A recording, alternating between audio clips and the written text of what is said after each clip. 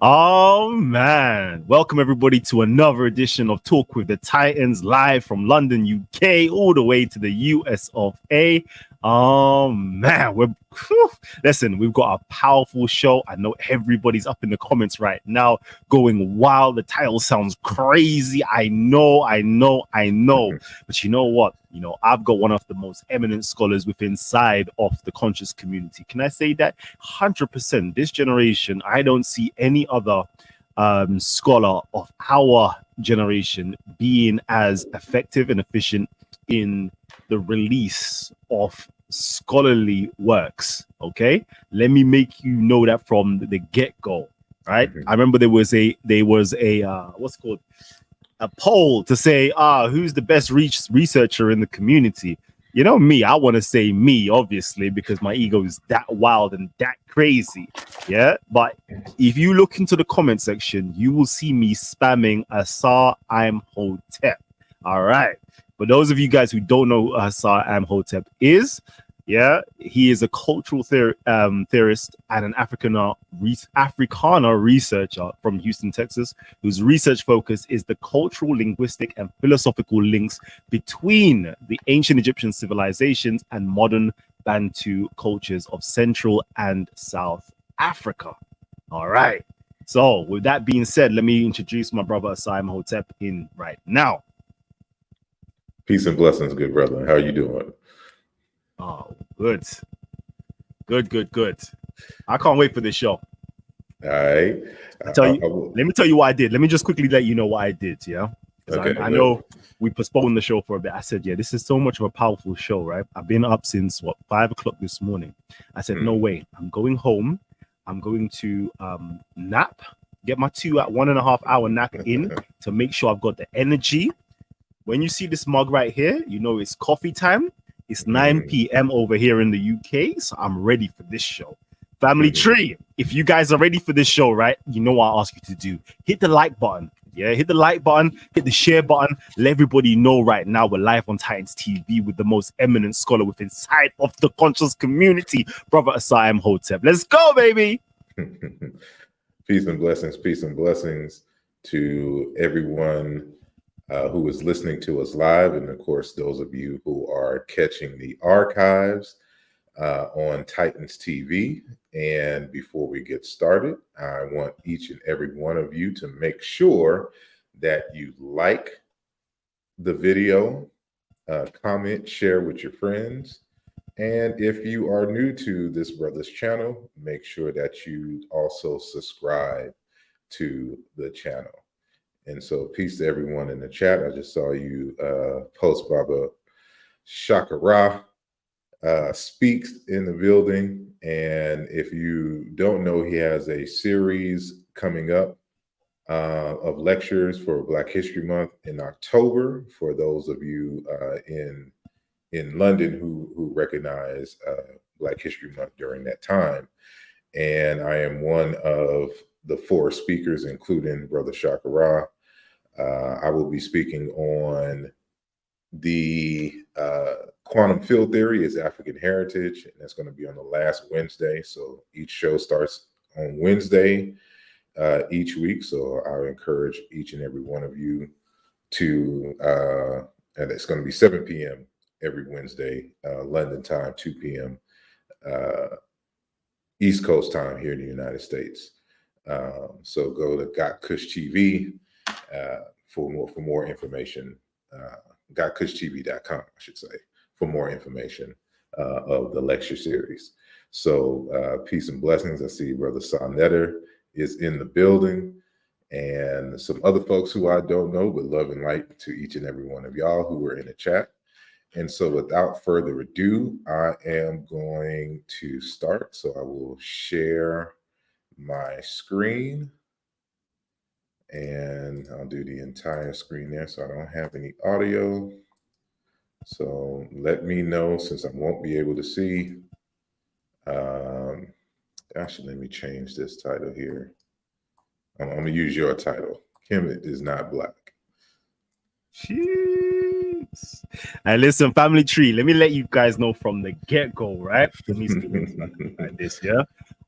This show is epic, right? And you know how we're going to do on Titans TV, because I know a lot of you guys are in the comment section. Yeah, we're going to open it up after we have our, this little interlude, the intro. We're going to have the presentation, right? And afterwards, we're going to take some question and answers from you guys in the audience. And then, yeah, this is where it gets juicy. I'm going to invite you guys in for a little bit to actually converse with Brother Asar. Let him know that he did a great job. Or if you disagree, lay out your argument and let him shut you down. Let's go. Indeed. So we're going to go with the Kemet is not black conversation or title for our conversation today. And so, I have been debating this topic on whether the name Kemet itself means black land or black people for over a little over 20 years, probably like 23 years. And so I have decided to compile all of my notes together and, rearrange and edit some articles that were written previously on the subject and compile it and put it in this particular text, which you see here on the screen, titled Race and Identity in Ancient Egypt, Volume 1, Towards a Meaning for the Place Name Kemet.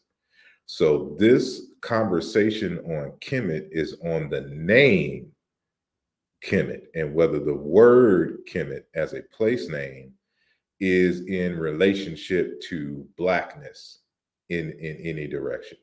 Now, the conversation on the Africanness and the skin color of the Egyptians, or if you want to narrow it more down to the original Egyptians, that is going to be a conversation for volume 2 of this series. And so I deal with a little bit in volume 1 so that y'all can get a taste of where we're going in volume 2. But so we'll deal with the anthropology, the paleontology, and all of that in volume 2. But since this conversation on the race of the ancient Egyptians and was so prominent, and a lot of the arguments rested on, especially coming from the African side of the argument, rested on this notion that Kemet means black people, I had to deal and address with this first before going into that conversation. So I'm not going to go into all the details because, again, that is in the book, and the book is 500 pages. So it's a lot of information in there and in things. So I'm just going to deal with some highlights. I'm just going to give you some highlights. And if we need to go into any more details during the question and answer, we can do so. So we're going to start out by defining the word Kemet. So for those of you who are not familiar with the ancient Egyptian hieroglyphs, which they call themselves the Sesh Meter-Neter, or the writings of the Meter-Neter, or the Meter-Neter writings, I should say, kind of backwards. And so these are the 4 glyphs that are the typical form of the word Kemet. So there's going to be some other forms of Kemet that we'll look at a little later. But the hieroglyph in the green represents 2 consonants in sequence, KM. The owl represents the consonant M, as in Mary, singular. This is supposed to be a loaf of bread. It looks kind of orangey, almost like a hill. That supposed to represent the T sound. And then there is this last hieroglyph, this kind of orange circle with the X in the center. This glyph is not a part of the pronunciation of the term. It is an added hieroglyph there to give you context for how the word should be interpreted. So it's letting you know that this is a place name. And so that symbol is what we call the Newt symbol. And it represents a village, a town, a location where human beings reside. And sometimes you'll see it in mythological locations too. So cities or places in the underworld. But for the most part, it has to deal with living cities along the Nile. So when you see that symbol there, that means it is, one is a location, and two, it is a location along the Nile River within the territorial state of ancient Kemet. So this is Kemet, and this is a phonetic complement here, so you really don't count this M, but it's just to reinforce that the last consonant for this symbol is in fact M. So you read it Kemet, not Kememet, if that makes any sense. So in the text, I have defined the word Kemet to mean a pasturage with an abundance of grass and water. And since it's primarily a linguistic analysis, I also done the research and found cognates in several African languages, and including one language which is considered a language isolate, and that is the Sumerian language. However, it has consistent sound meaning correspondences between, the Sumerian languages and Egyptian, as well as Bantu languages in Central Africa. So in the future, I will be doing a text to kind of build on the scholarship that has already been done, linking the Sumerian language to Niger-Congo languages, by previous scholars, but in a more rigorous way. But that's neither here nor there. So in the Sumerian language, I argue it is cognate with this term kiduru, which means damp ground or irrigable land. And one of the cognates in the Chiluba Bantu language out of the Democratic Republic of Congo is Chinkanda, which means a piece of land, a field, or a part of land that is being plowed in a day. In other words, farmland, right? And there have been, other forms of the word that I found, of course, in African languages, as I mentioned earlier. So these languages here, the Bassa, the Doi, the Esitako, Ngodzin, if I could say that correctly, Runda language, et cetera, these languages are Bantu languages out of Cameroon. So you see the word kam, farm, ekam, farm, kam, farm, kumadzin, farm. And that adzin is a word kind of like to cultivate or cultivate. So when it's saying farm here, but it's saying cultivate, it's literally saying land cultivated or cultivatable land. In other words, farmland, right? And we'll get to Chikang in later on. And so Sheikh Diop, in a few of his early works, or his later works, I should say, had made arguments for the word Kemet being and existing in the Wolof language as some terms related to Black. Well, when I went back into the Wolof language, I was unable to substantiate that, but we did find these particular terms that you see on the screen here that helps to further confirm its meaning in Egyptian and the related languages in which we found. So in the true Wolof cognate for Chikam or Egypt, Kemet is Kam, which is a water reservoir, a still water or backwater. It's an area where animals and life in general congregates, right? Or in the long vowel form, Kam, waterway, waterland. And there's a place in Senegal called Wakam, which is a Lebu, which is a group, which actually they trace themselves to ancient Egypt. That's another conversation in for the future, but it's a Lebu neighborhood area in the Dakar, which sits on the canal at the edge of the Atlantic. And so when you say Wakam, you're saying those of the Kam, right? Which is the waterway, the reservoir, those who live along that edge. And there's reflexes of that term, kim, meaning to be damp, moist, kam, a geological depression or ditch, right? So in the Nupe language in Nigeria, M becomes N as in Nancy, and it's kum, watering place, or you can say kan, farm. With a replacing of another vowel, the I becomes land, kin, or for land, earth, ground, or country. And a variant built on that template is Km.t, which means high ground.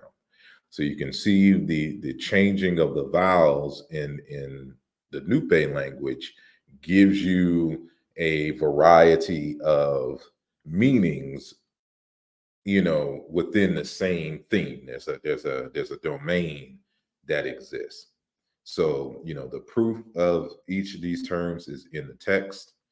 And so what I argue is that the word Kemet, which I define as a land with an abundance of water and vegetation, grass and vegetation.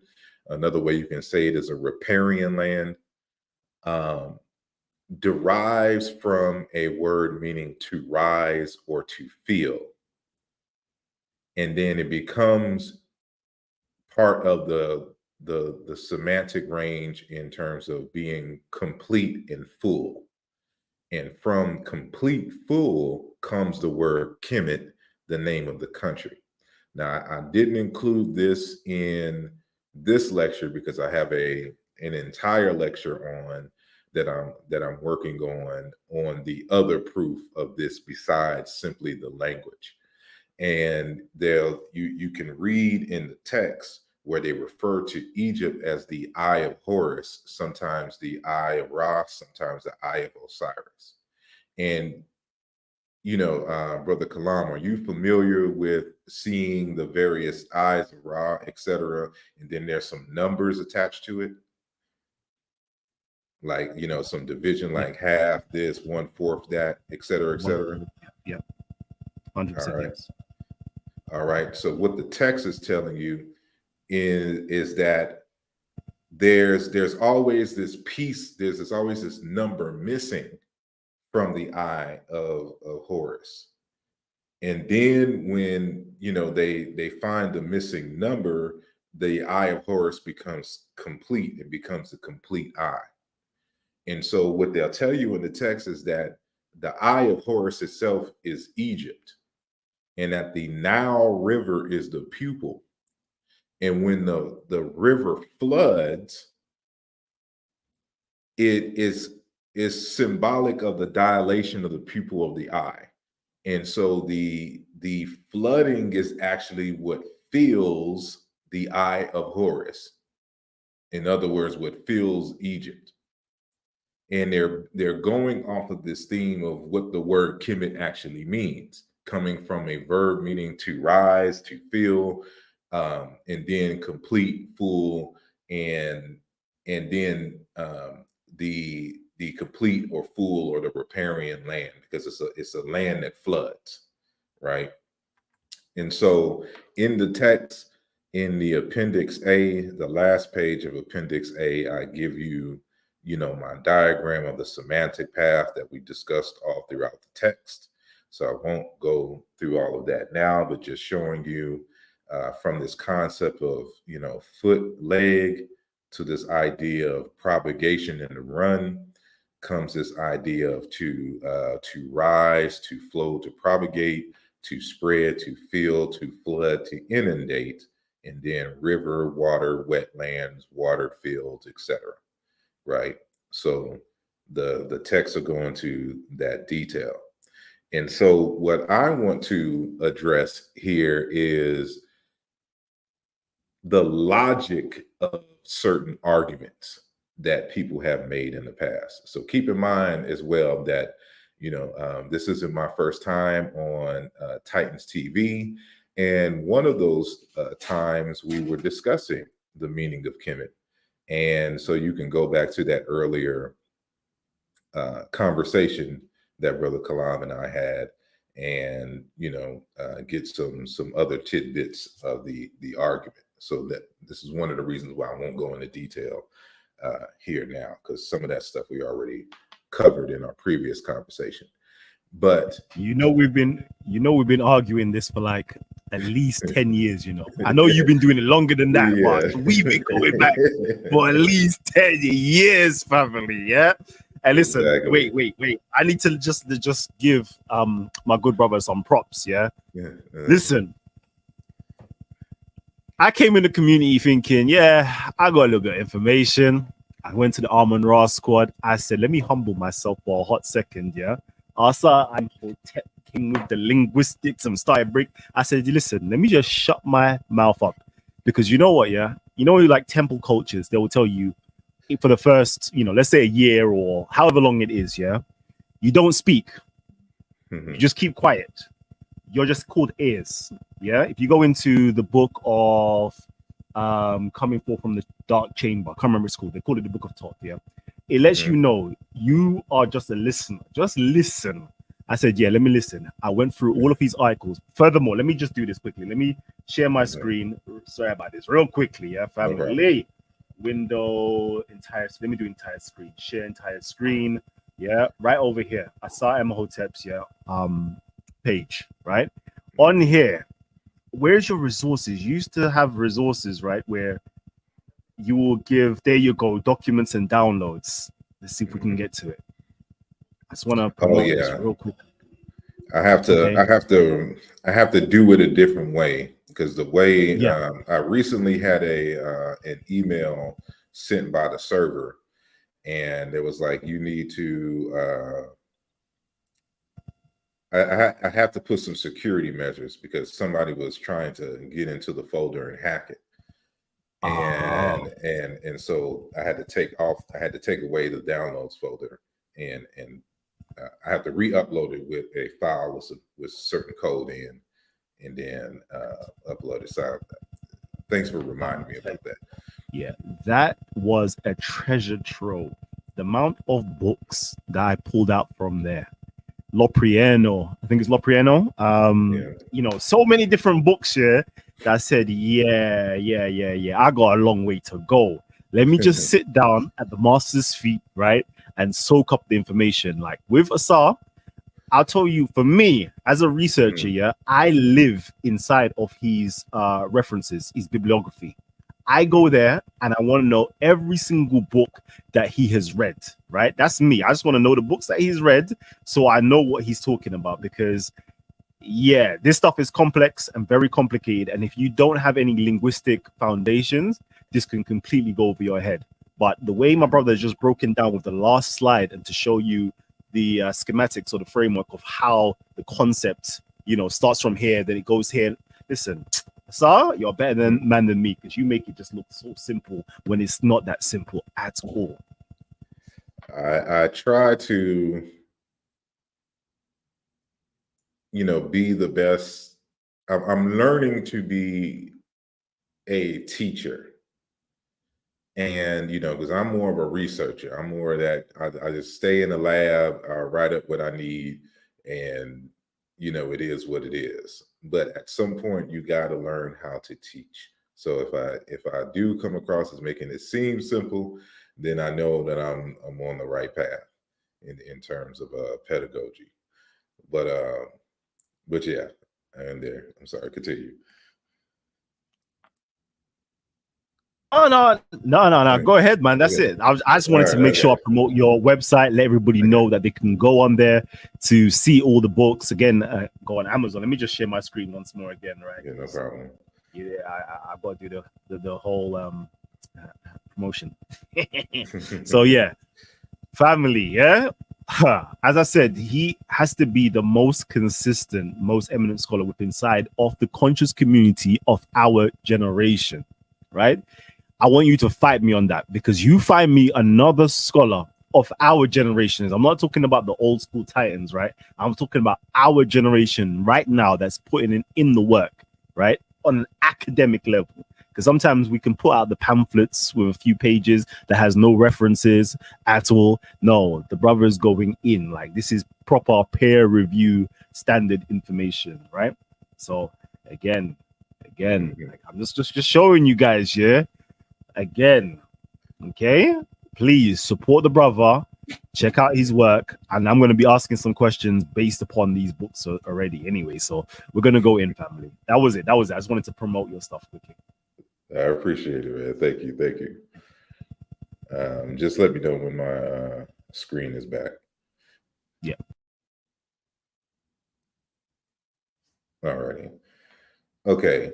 So what we're going to be dealing with here is the nature of the argument. So in the beginning of the text, I mentioned that when I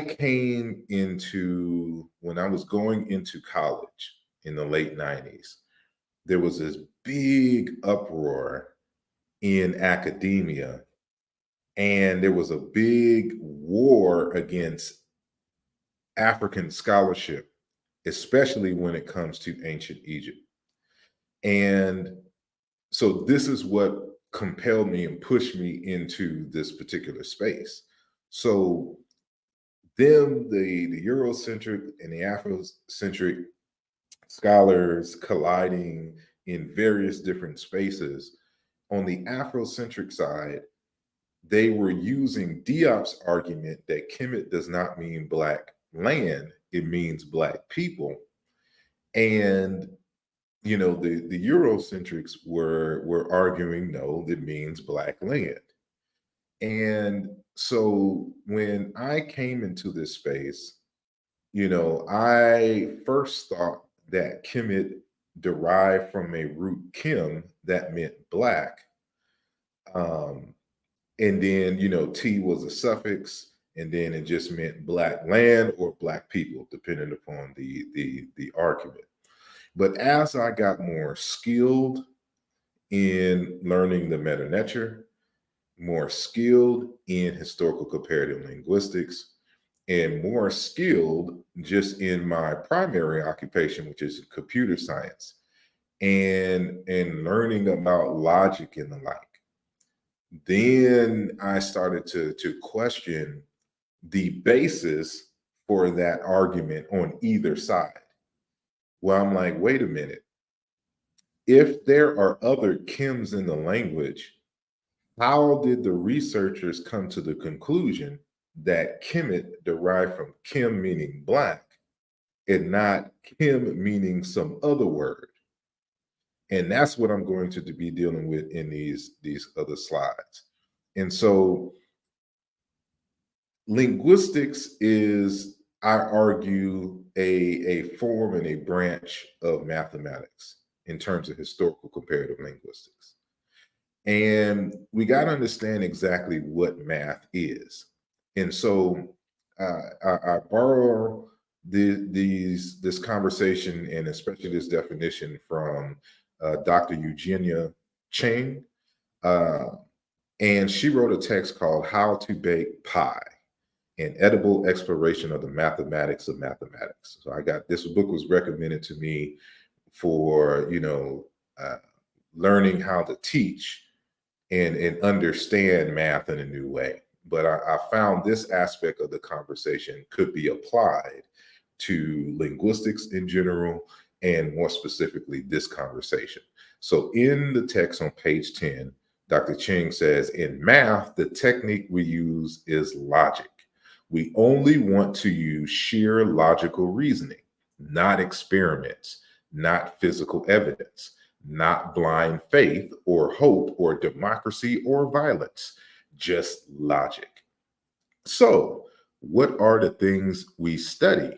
We study anything that obeys the rules of logic. And then she goes to define it. She says, mathematics is the study of anything that obeys the rules of logic using the rules of logic.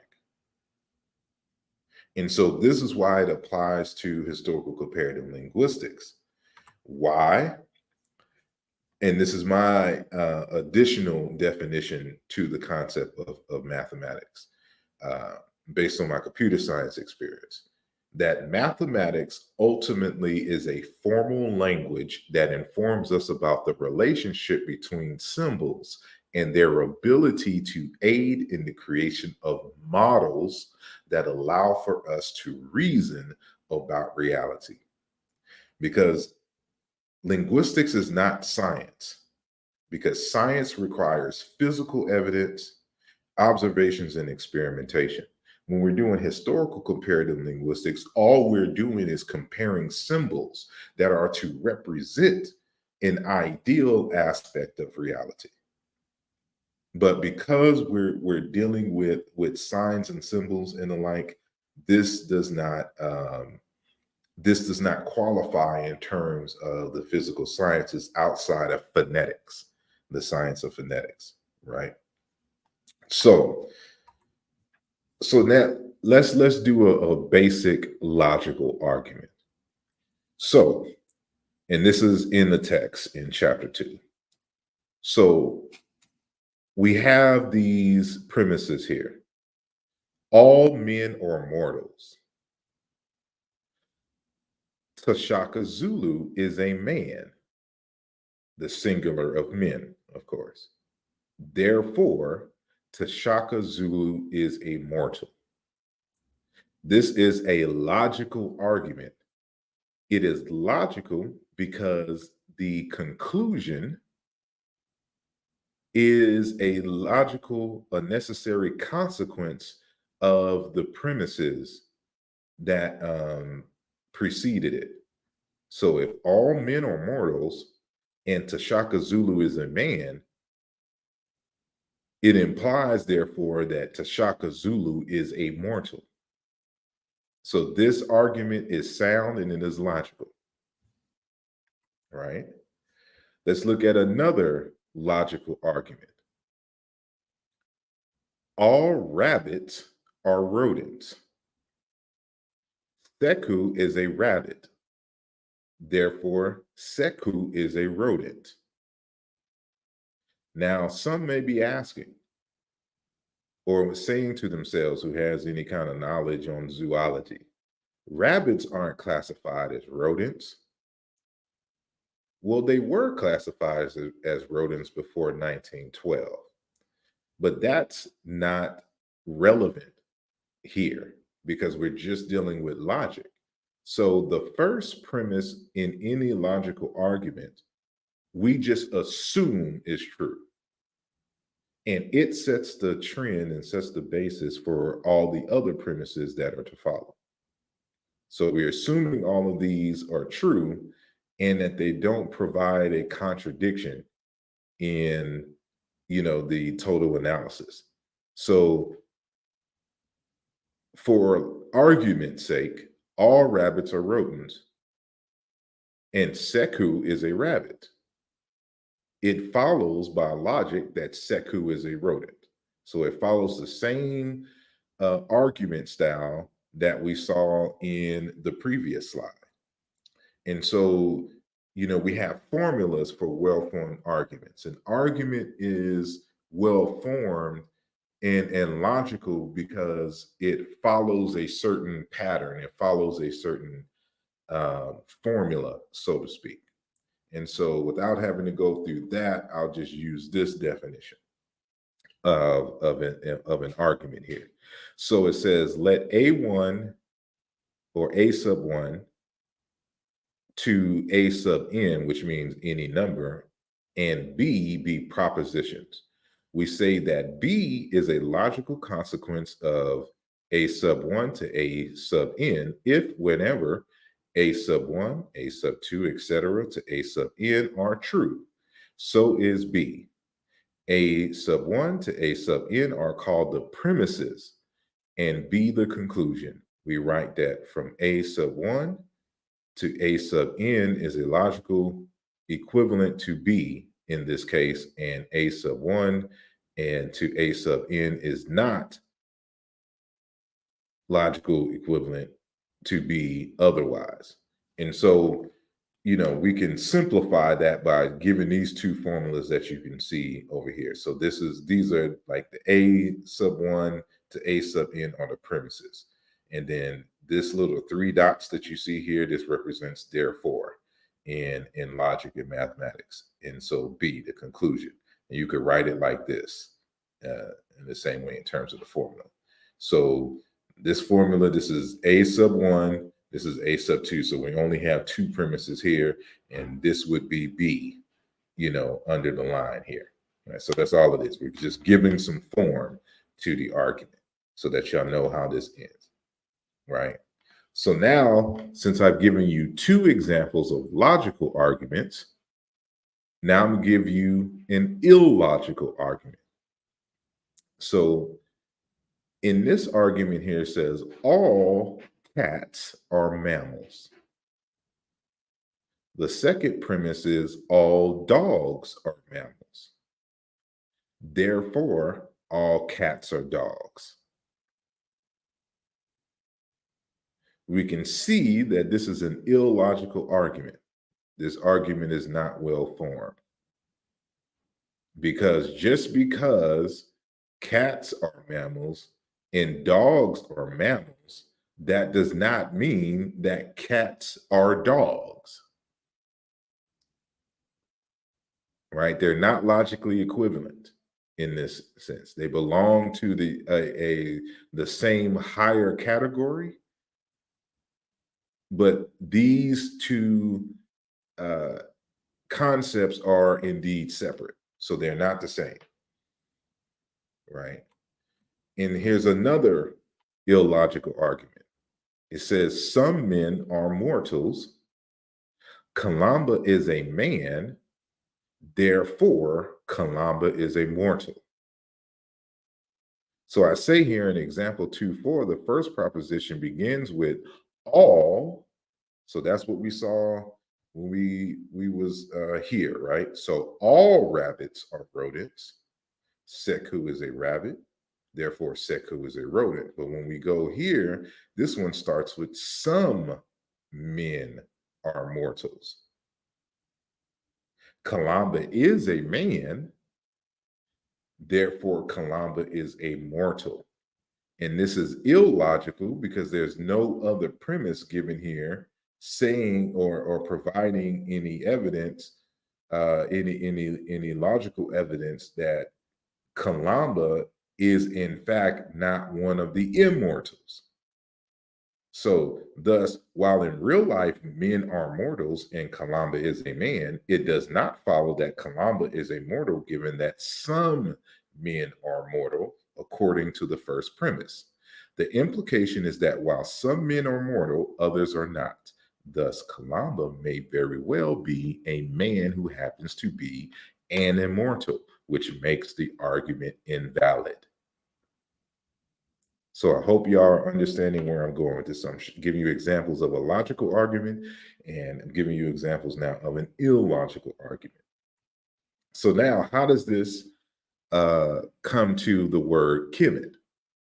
So let's show here the arguments that have been presented here, right? So some Km, Km consonant sequence are black. Kemet is a Kim. Therefore, Kemet is black. And I put in parentheses land, people, etc. Right?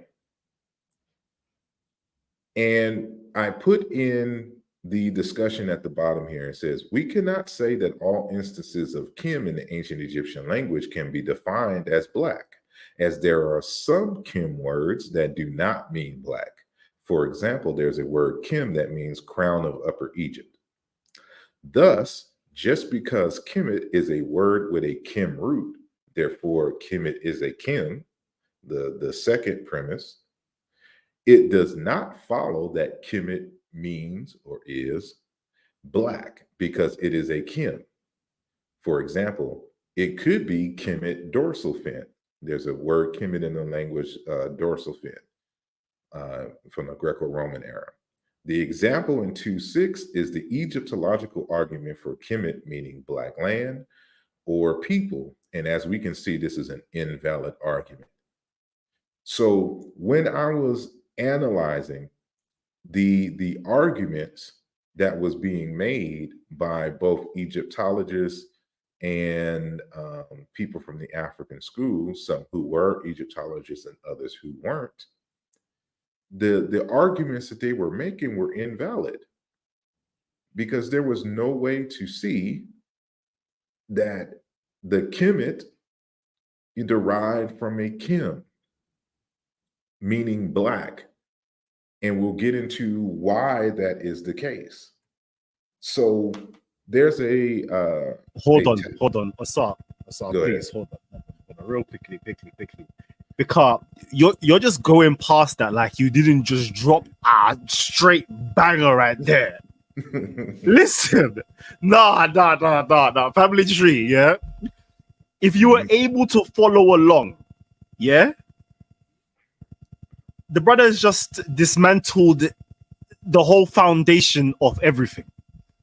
The whole foundation. Let me make that make more sense here, because I'm not even making sense with what I've just stated, right? The brother just broke down that to say, yeah, listen, Oya you, Kemet means black land. Oya you, Kemet means black man. All of you, shut your blood clot, yeah? You lot don't know what you're talking about. That's what he just basically did, yeah? By showing simple syllogisms, yeah? And listen, nah. For me, that was just mind-blowing because I never looked at it like that, ever. And what you've just broken down is like, you've just laid the foundation for the whole argument now. All right, come, fight me now. Fight me now. So I've just shown you that sometimes Kemet means black. Other times it doesn't mean black. It has various different meanings. Why out of all of the meanings of the word Kem did you choose black instead of the other meanings itself? Why? Tell me why. And nobody can have an answer for that. I'll be real with you. Nobody's gonna give you a reasonable answer. Family tree, let me let you know real quickly, yeah. Listen, these are some big books that you don't need to get, right? Logic books right there. If you say that you're into Ma'at, right? The foundation, I'm going to go out on a limb and say the foundation of Ma'at, yeah, is to be able to see, to know that which is right and that which is true. And the only way you can know what is right and what is true is by having sound, right reasoning, right? And you can only get that from deductive reasoning. If you want to figure out if something is fallacious, you need to start going into informal fallacies, right? And learning the art of argumentation. So I'm just putting you on some game, right? To learn some logic, because the brother just broke down logic and the logic was logicking. That's what I'm going to say. Family tree, if you are loving the show, you already know what I'm asking you to do, yeah? Smash the like button, yeah? Hit this like button, baby. Hit the like button. Let everybody know we're live right now on Titans TV with Asar Imhotep going in. Brother, please continue. Forgive me for interrupting. Let's go. No problem. Just let me know because my screen is full when I'm back. Okay, I think You're good to go. You're good to go. All right. So that was just one aspect of it because people would come to me and ask me, well, who are you to question the Egyptologist on the meaning? And I'm like, they've never provided any evidence. They just made a hypothesis and they ran with it, and nobody questioned them. And so I always have to see if the argument itself is sound and logical. And so that was one of the steps that I did so that I can have a formal argument that shows that the essential argument that people are making is illogical. And I'm not going to go back and forth against illogical arguments. But then there's a second aspect of this, which further shows that the arguments made by Egyptologists on this question, is illogical. And so this text was published in 2015. It is called Toponymy on the Periphery, Place Names of the Eastern Desert, Red Sea, and South Sinai in Egyptian documents from the early dynastic until the end of the New Kingdom by Julian Charles Cooper. And so this is actually his PhD dissertation. that was just made into a book, right? So the whole book is about ancient Egyptian toponyms, and a toponym is the name of a place. Topos is Greek for place, and nemi is the Greek variant of the English word name. So it is literally place names. So in terms of a toponym, right? So toponymy place names on the periphery, right? So he talks about the problem with trying to find the etymology of place names in the ancient Egyptian language. And so we remember that glyph that we saw in the beginning with the word Kemet, that glyph for newt, right? Like that is associated with all the place names, right? So it doesn't give you any clue whatsoever to what the word means, because that is just a classifier for places. It lets you know that this name is now in association with a place. And so we're going to get into why this is a problem for the Kemet debate and why the Egyptologists never had a leg to stand on in the first place. So he says that is, and I forgot what was said before it, but that is because the etymology of the place name now, hold on, did I? Okay, so it is going to re-emphasize itself in the next slide. So that is because the etymology of the place name now has no inherent meaning when it is used in a proper noun. It may be given a different classifier. Let me read that more correctly. That is because the etymology of the place name now has no inherent meaning when it is used as a proper noun. It may be given a different classifier or determinative for those who are more familiar with that term. But the same toponym could have different classifiers dependent on a host of variables, some of which would have been referent specific. Or, in other words, however a scribe understood the place name affected the classifiers they chose to append to the toponym.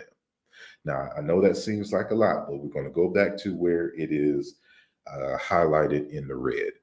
So it says, the etymology of the place name now has no inherent meaning when it is used in a proper noun.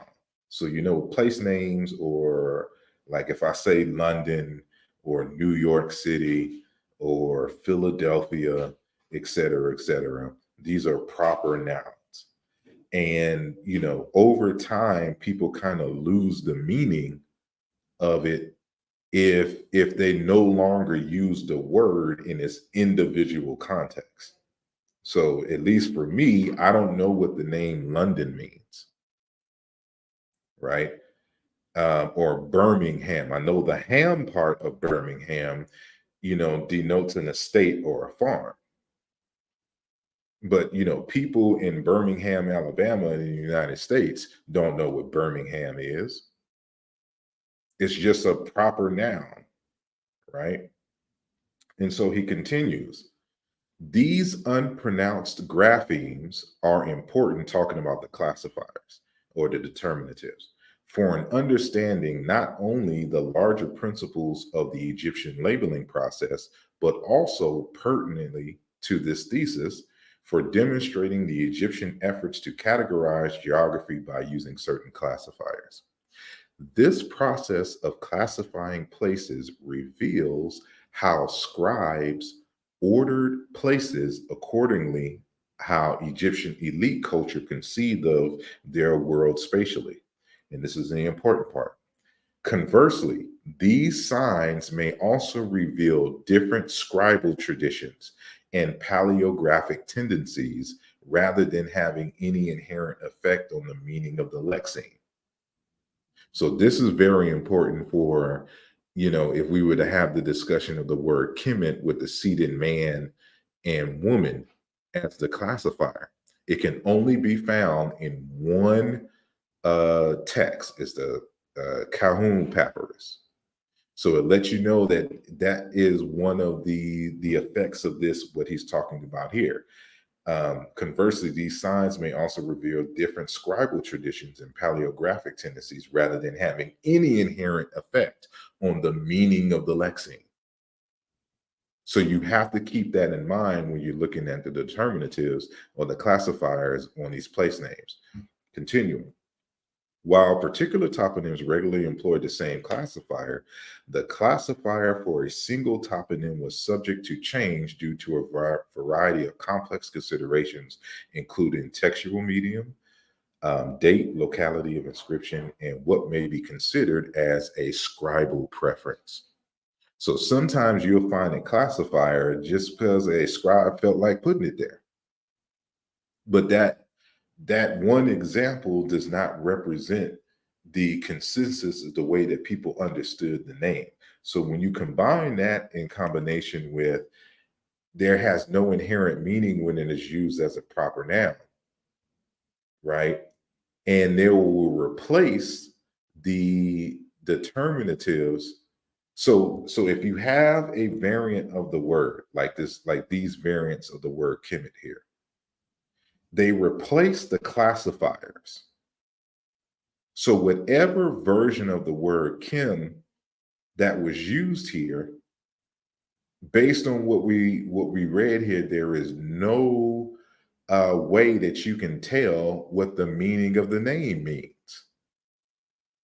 You can only deduce based upon the larger category for which the word belongs in, based on the determinatives. And that's why these versions of the word Kemet with the N23 and N36 are important, because they're letting you know, because these are some of the first variations of the word Kemet in the 12th, the 11th and 12th dynasty. And it's letting you know that it is a hydronym, that it's in association with water. And that this version number 3 here, this is the most dominant. Most forms of the word of Kemet that you see is going to look like this. This is like 98% of all Kemet words, right? But you have these earlier examples here that are giving you clues. But just know that when it becomes a proper noun, it no longer has the classifiers from which it was originally, that it originally had.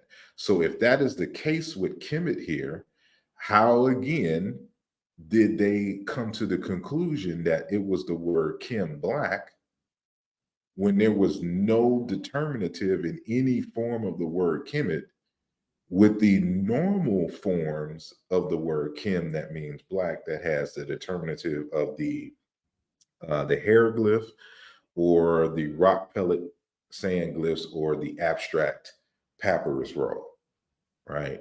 So none of these variations of Kemet have any of those classifiers. So it begs the question again, how did you choose the word Kim black when there was no clue given to you in the form of Kemet in terms of its place name?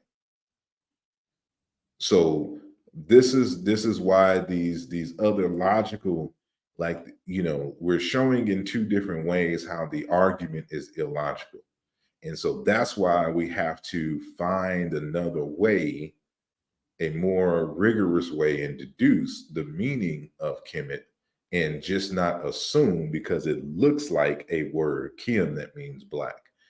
As scholars, we have to be more rigorous. And so that's why the concept of proof is essential. And so when we're talking about proofs, like in mathematics, everything is rigorously proved. So remember, we're aligning historical linguistics with mathematics. Once something has been proved, it cannot be refuted. In logic, statements are logically equivalent if they have the same logical content. That is, if they have the same truth value in every model, right? So you have this concept called proof by contradiction, which we're going to do in just a second, which is a form of proof that establishes the truth or the validity of a proposition by first assuming that the opposite proposition is true, and then shows that such an assumption leads to a contradiction. And so in order for something to be rigorously proved, there cannot be any contradiction.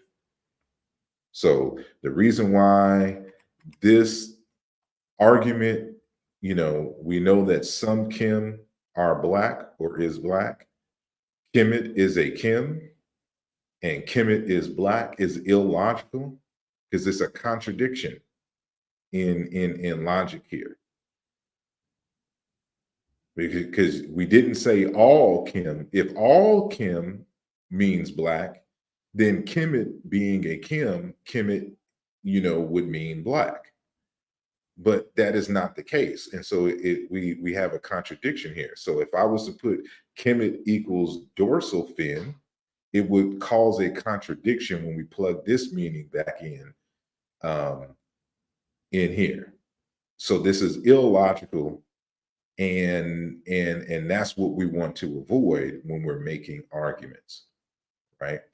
So one way that we can do that is on the linguistic front, and I'm not going to do too many linguistics here for you tonight, so we can keep it simple. But what I have here is a table of lexemes from the ancient Egyptian language. And, we've, in previous conversations, I've discussed that there's, many different dialects in Egypt itself, but then there's also doublets in the language as a result of doublet forms in the proto-language before ancient Egyptian as we knew it came into being, and then it dispersed into its different dialects. So these labels that I have here are arbitrary. So when I say Chicam, that's my label for the Egyptian language. So if I say Chicam dialect A, Chicam dialect B, these are just labels. So I can show you the distinction between the same forms in the word. This may just be just one language, one dialect.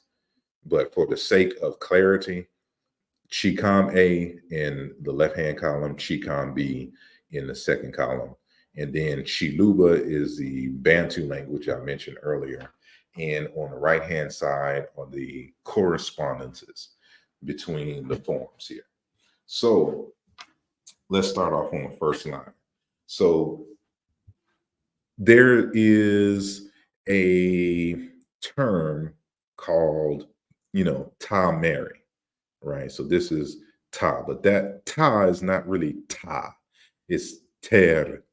And so that this sign that you see here is really what we call a nasalized uvular trill.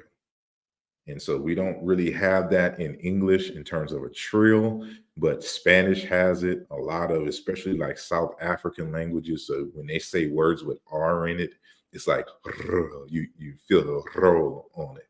So that's why we call it a trill, because it, it's hard for me to do it because, of course, in my native variant of English, we don't have that sound. We have what we call a lateral approximant. So it's more like a vowel because your tongue doesn't hit any part of the mouth when you say R, right? Or any, word with R in it. So, but in Chicam A, we have this form ter, meaning stuff, substance. But in Chicam B, we have kimu, mineral, a substance, right? We have this word terech, meaning to stamp down. This is a known, this dotted H here is a known suffix. And then we have the reduplication here, sakim kim, destruction, annihilation. And, for me, this is a clear sign of two different dialects, or actually two different languages to be exact, that have merged on the Nile Valley, because this S becomes the dotted H here, but they function differently. So in this dialect, the dotted H is suffixed, and then its logical equivalent is prefixed in this dialect here. So, but is Sekim Kim, destruction, annihilation. So why don't they say Kemet means the destroyed land or the annihilation land, when there's a Kim meaning destruction here, right? And it's equivalent in Chiluba, mean kuma, to beat, to knock, the loud sound of thunder, whatnot. And then we had this word ter, a sacrificial animal. Usually that is bull or sheep or just cattle in general. And in Chikam B, it is in the form of the word kimi, meaning bull. And in Chiluba, it's in Gombe, cow, beef, livestock. And then we have this variant here with these different suffixes, meaning worm and snake. And then we have kimi, a snake, a black desert cobra, which is equivalent to chikusu, meat, worm, etc. in Chiluba. And I know this looks different, but this regularly corresponds, as you'll find out in the text. And then we have this word teriet, meaning shroud. And then you have this word here, sakim, to cover, to veil with branches. This is a rare form of the word, but this is the verbal form of what this was nominalized to be, right? And then what I showed in the text is that Km became Chem in the language. There was a split, and there's plenty of documentation that shows that, and then I do my own proofs in the text as well, all cited. And so this Kim has a different form as far as the H with the loop at the bottom, M as well. So we see proof of that is that this same consonant sequence Km and H, which we transliterate as XM, also corresponds to the TR in dialect A, right? So we have in Chiluba this word kuma, meaning spinning, making thread, make fabrics. And this is Tayet, which is a town of weavers, but this word is related to this word, meaning fabric, mummy binding, sail, curtain. And then we have this word here, meaning fabric. And then we have Chikuminu, weavers, craft, textiles, which is, of course, a variant of this term, right? So this actually can correspond both to this. But, we have ter, meaning hot, heat, chem, meaning to be dry, hot tempered, comma, dry, evaporate. Teher, remember that dotted H suffix, verbal suffix here, to stomp down, and then chem, stomp, destruction, which is a variant of this one here, Sakim Kim, destruction, annihilation. So this is a dialect variant of this form here, right? Then you have Terit, meaning shrine, and then Chem, shrine, sanctuary, which is cognate in Chiluba for Majambu, which is a tomb, and then Masonet, in which offerings are made to the spirits of the dead, known as the Bakishi. In other words, a shrine, right? And so even when you think about like the tomb of Osiris, it is considered a shrine in Egyptology. So usually they're associated with tombs, right? So with this being the case, so what this does is establishes the sound meaning correspondences between the form. So ter equals Kim. So we should find a form of Kim that equals the form of ter with the same meanings and associations. So even if you assume that Kemet means black land, note that the word ter means land, like in this form here, Ta Mary, the land of Mary, right? And notice the meanings of the word ter: land as an element of the cosmos, earth, country, Egypt, So ter is another word for Egypt, just like Kemet is another word for Egypt. Soil and soil material, farmland and buildable land. And so we have, by doing the exercise here, this provides the logical equivalence. So we know what the form is going to be in dialect A of the word Kemet, which we find here in the word ter. And so we notice that when they define the word ter, it's just Egypt, just like Kemet is Egypt. It's also, they say it's the black land because of the so-called soil that was deposited. We have the form here for soil. We have the form here for farmland or buildable land. But notice they don't define it as black land.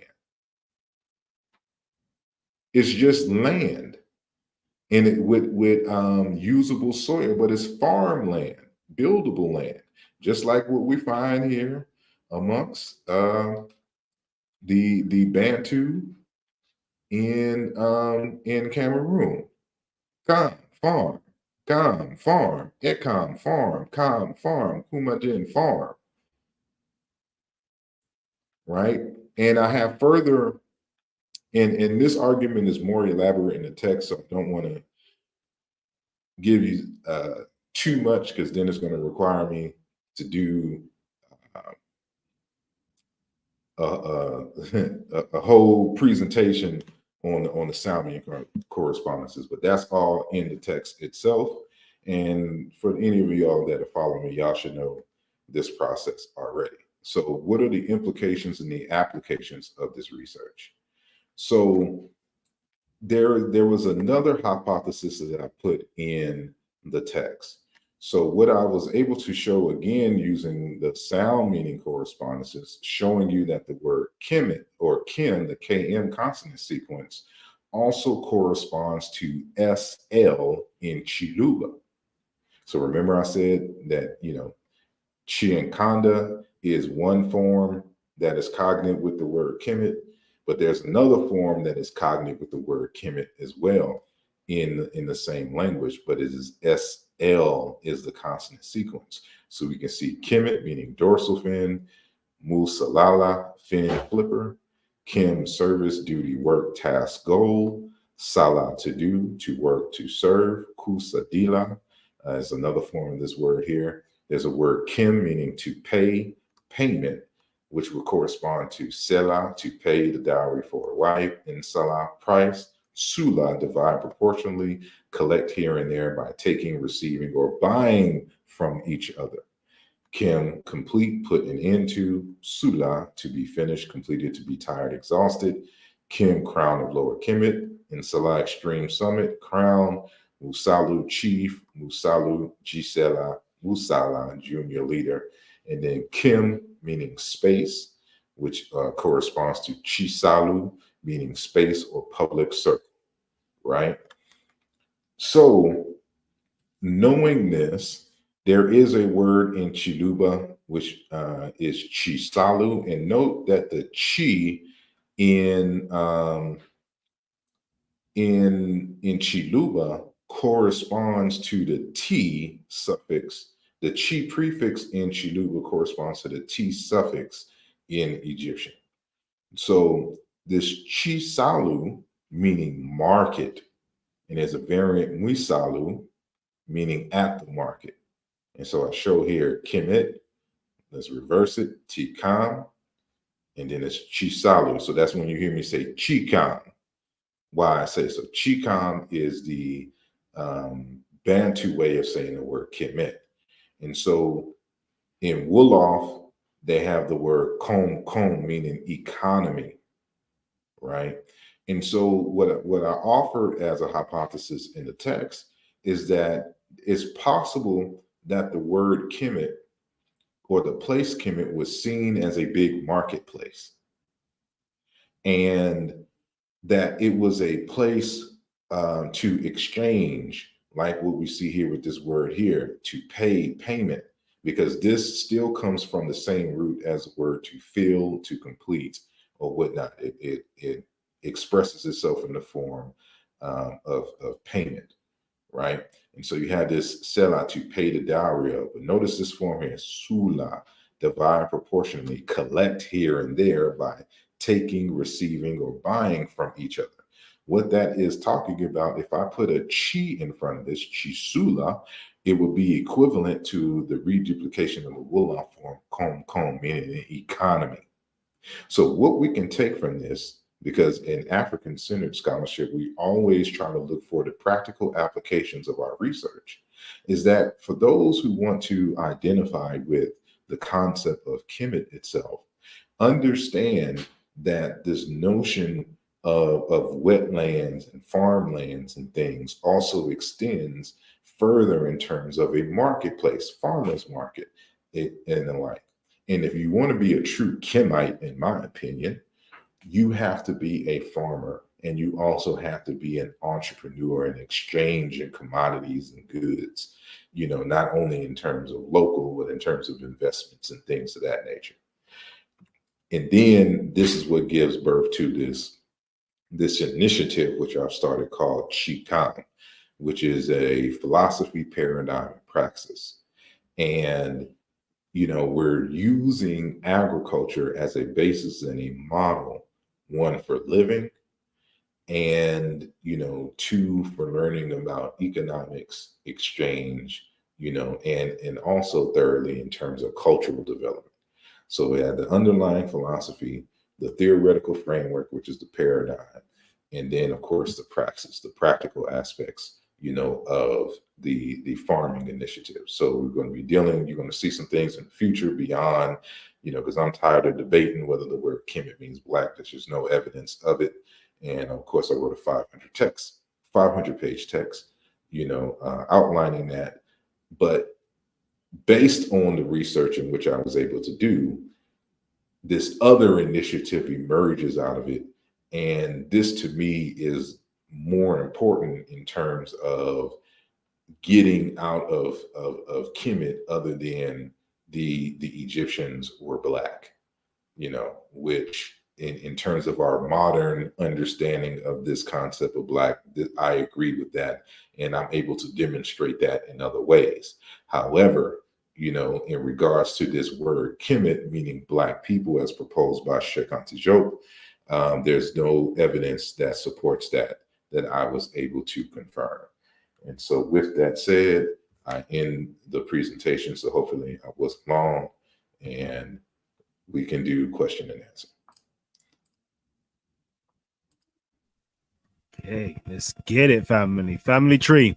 So you already know, right? I've already stated that if you want your questions asked, simply tag Titans TV, right? I've got a few questions already started up on there ready to get the questions flowing. I know some of you, are a bit heated on this one, right? So we're going to get your questions asked. You know what? I'm going to put preferential treatment to the questions that are attached to a super chat, okay? So attached to a super chat and tagging Titans TV, and then we'll get your questions answered, okay? But before we do all of that, though, let me see. What do I want to go into? Because, I'm the one who set this one up. I'm feeling good with it.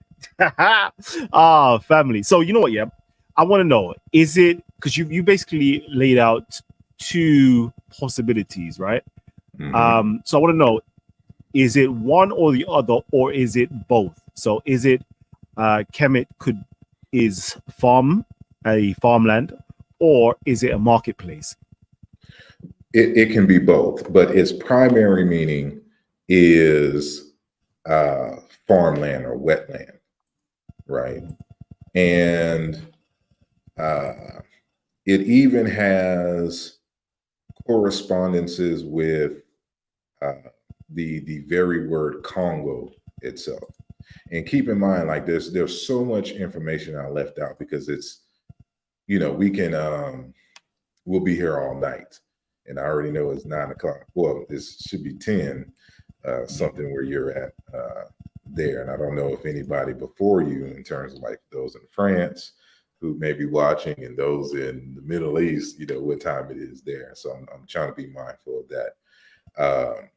But I go through a whole process of showing through 6 areas of analysis that you have to do when it comes to etymology, in terms of the morphology, in terms of the phonology, and of course the lexemes itself, and then the history, culture, aspect of it.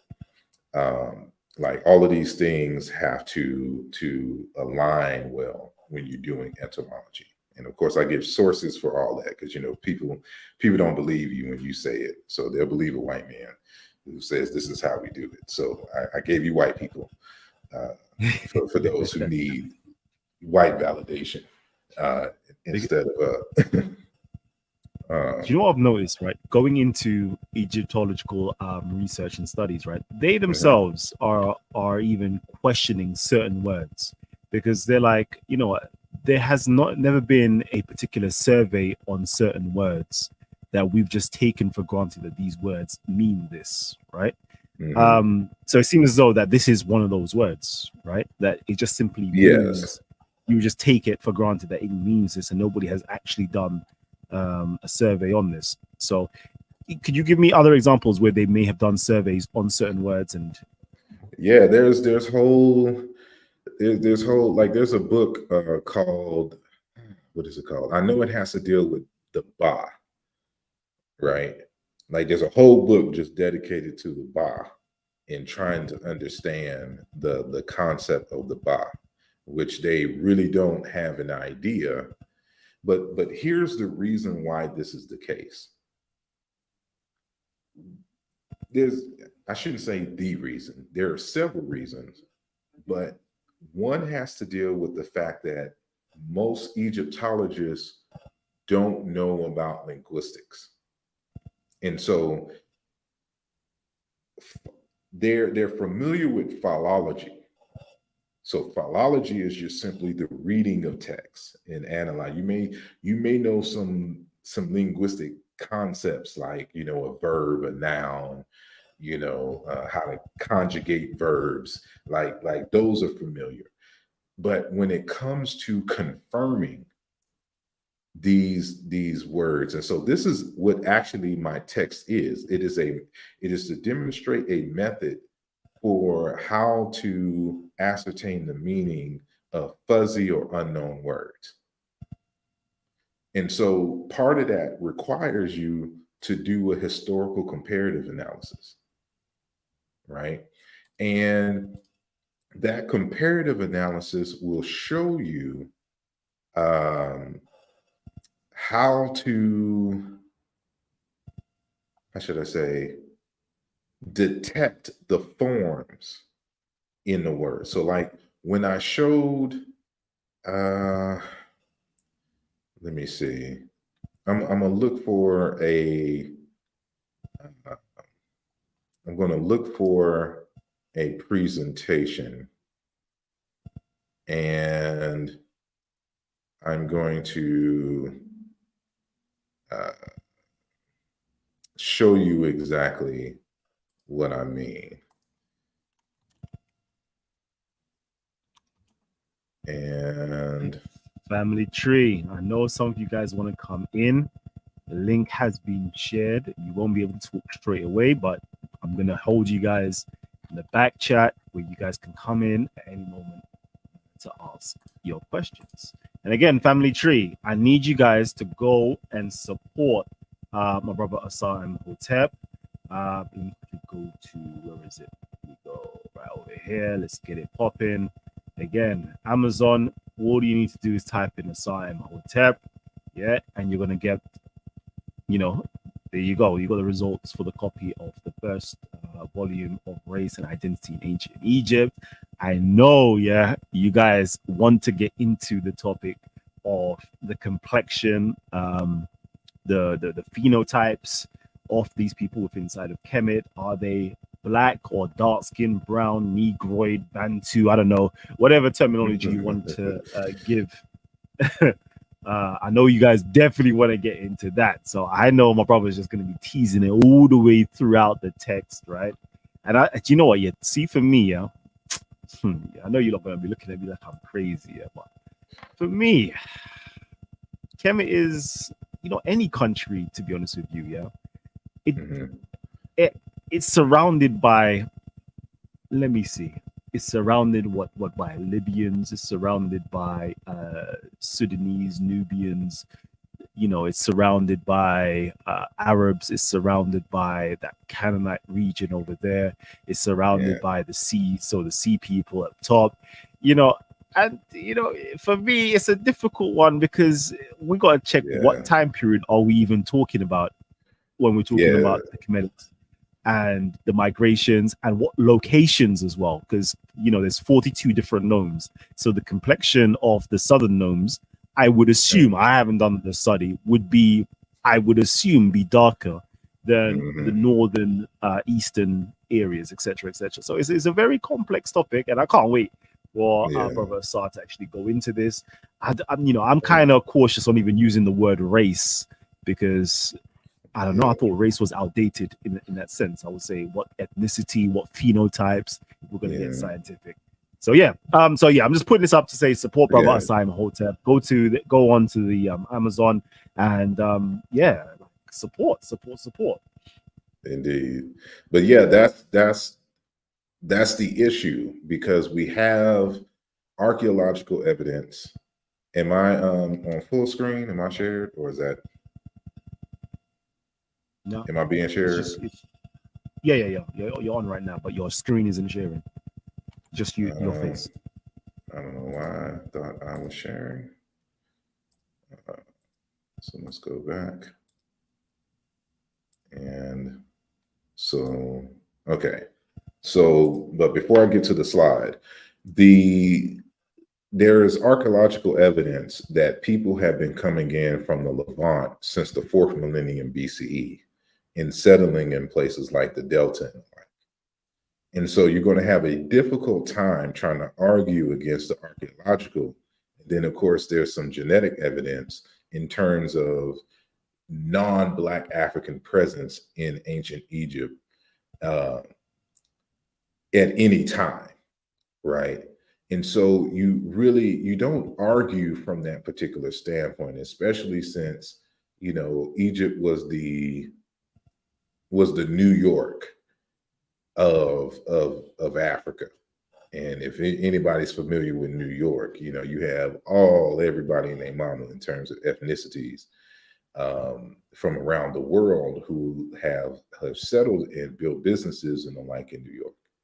Now, the question is more so, where did the founders of the state and the civilization come from? And that's where alongside other lines of evidence, that the linguistic evidence becomes a major tool, in your toolkit. And so, for example, what I have on the screen, this is what I was essentially showing you in terms of like the Chiluba and the Egyptian correspondences, and even the internal. So the process in linguistics and what we do is that we look for patterns, a series of reoccurring non-accidental sound meaning correspondences between two or more languages, right? And so in what I'm showing you here is, because we need a minimum of 3. That is not, the 3 establishes that a pattern, it has emerged. Anything less is definitely coincidence or lookalikes. But a pattern like this allows for you to make predictions. So let's look at what I have on the screen right here. Right on the left-hand side, this PB stands for Proto-Bantu. Right? These are the reconstructions from the group that works on the Bantu languages, right? So Proto-Bantu, and then we have these words here in Egyptian in the middle column. And then of course, on the right-hand columns, where I always put the sound correspondences. So these are the sounds that map on the, because remember, we're just comparing symbols here. And so, whether the Egyptian B was an actual B as in boy, or the N was an actual N as in Nancy is irrelevant at this point, because we're not reconstructing a proto-language. We're just comparing the symbols that are in particular slots.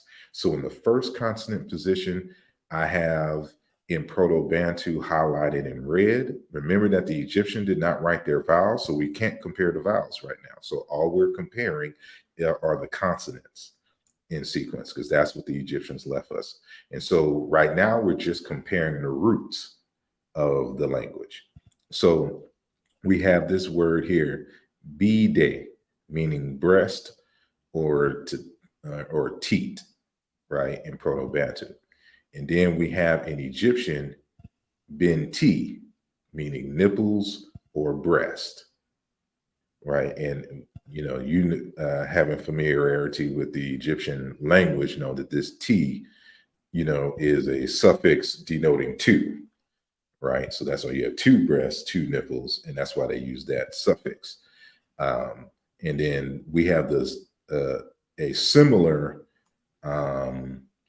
morpheme in Bantu, but it's prefixed. But since the reconstructions is only focused on the root, that's why you don't see the prefixes on these forms here. But so the B corresponds to B in Egyptian.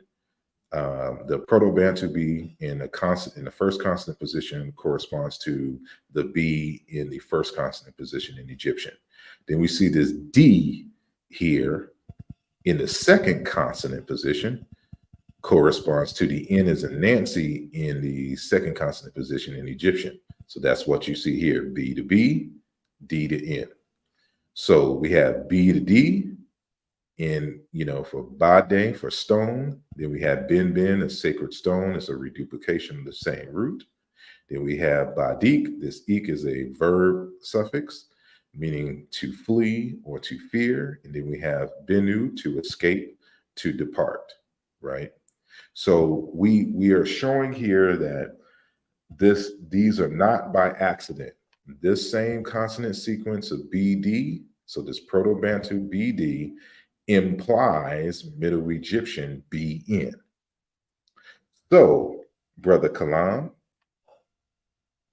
what form do you hypothesize would exist in ancient Egyptian if I gave you the Proto-Bantu word bad, meaning to shine?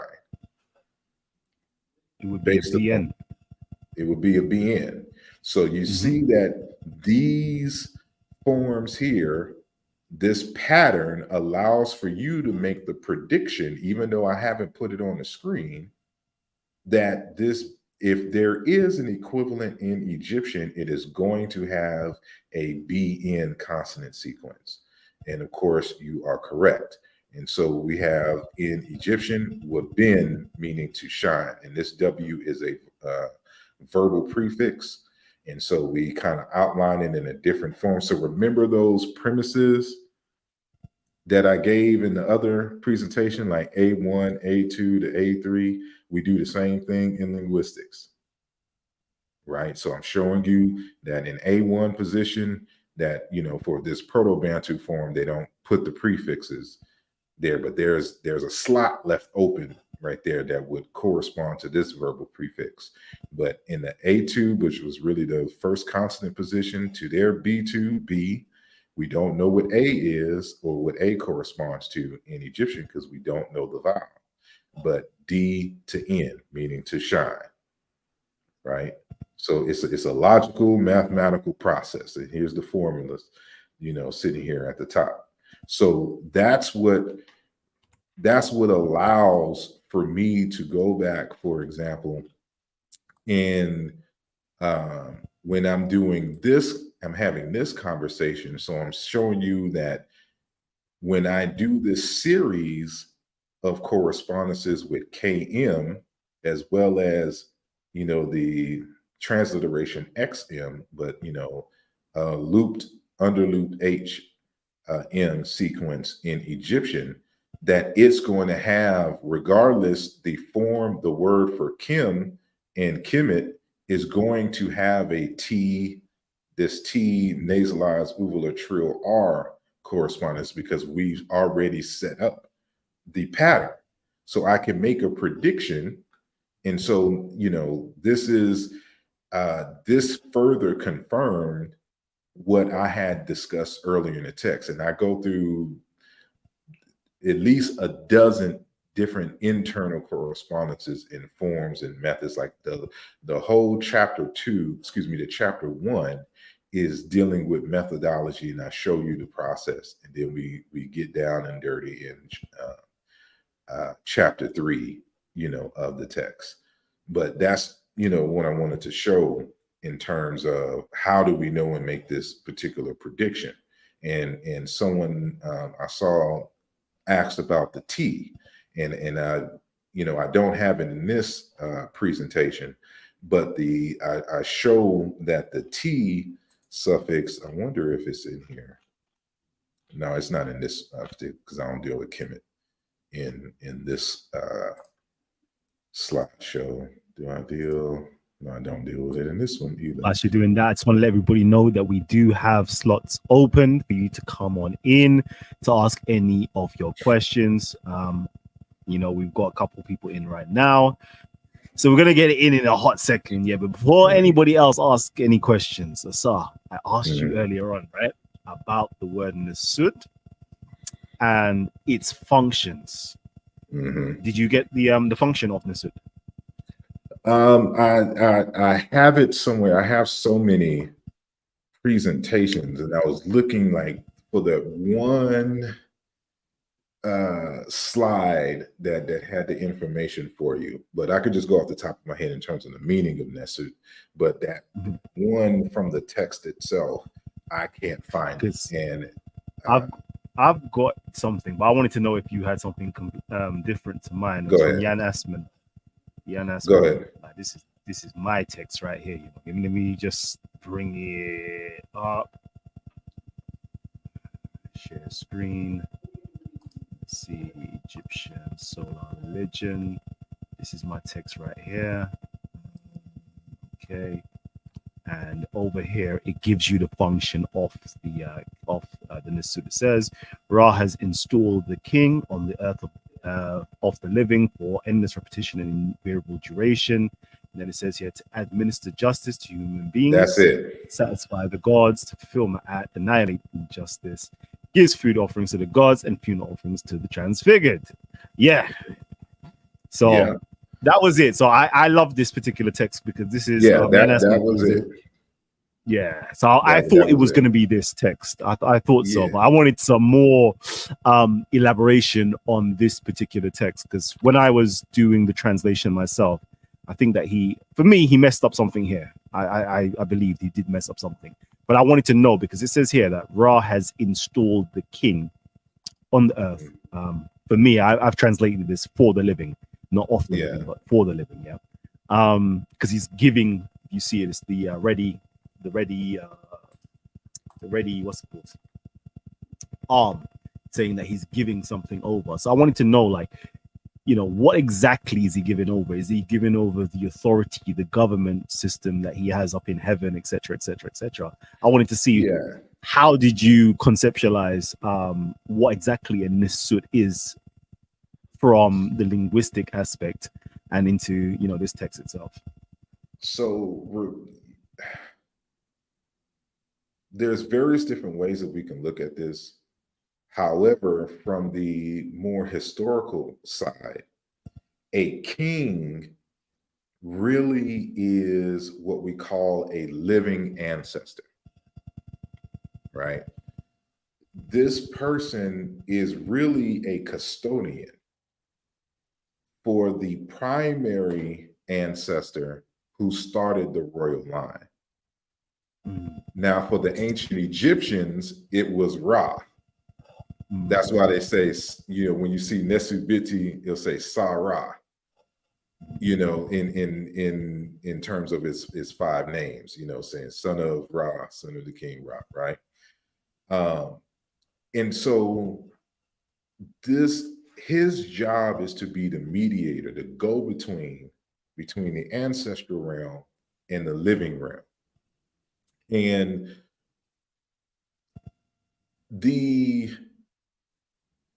now I don't know if you can really kind of deduce this from this particular text, but in general, when a candidate is up for office, a divination is done to see if this person is, the ancestors approve. Like, who does the ancestors approve to be the leader of the community, at this time? And so this is kind of in the same context as, basically saying like the heavens have chosen the king to rule on earth on his behalf. Because remember, he's the living ancestor. So that's when you install a king, you just elevated them into the to the rank of a spirit or an ancestor, right? And so he is the representative of it. So when this person speaks, it's like the first king is saying it. So in this case, it's Ra, since he started the lineage. Now, whether they're really talking about the son or an actual first king that just happened to be named Ra, because everyone has theonyms, like Amenhotep III, right? Was it Amen or was it Amenhotep? We just reduced it now to Amen. So that happens in real life. Right. And so you get these stories about deities when they're not deities. They may have been stories like there's this book called Ogun in the New World or something like that. And it goes through that. It at the beginning of the text in the introduction, it talks about that. Like some stories about Ogun weren't about an actual deity. It was a king who, was under his name was Ogun something, Ogun Day, Ogun La, da, da, da. But because the Ogun stands out in the name over time, all the other aspects of the name drops and all that left is Ogun. And now his dealings now become part of the living mythology associated with the deity Ogun, right? And so part of the king's, and this is something that I wanted to share. I'll share this with you so I can kind of show you the role of kingship in Africa and how this applies to the question that you asked, and more so with the conversation that we're having today. So let me scroll down. So let me know when it's up. Yep, it's there. All righty. So this is a text, an article called Sacred Kingship, the African Case by Henry J.M. Classine, right? And he noticed the name because the word Kim also in Africa has to deal with kingship. So remember, there's a word Kim that means crown in the crown of Lower Kemet, which may be related to this term, but they say mukama in places like Uganda, in Democratic Republic of Congo, in areas like that, right? So this says quite a lot is known about the inauguration rituals of a mukama from the detailed report written by KW. KW tells that first, eventual competing brothers had to be defeated.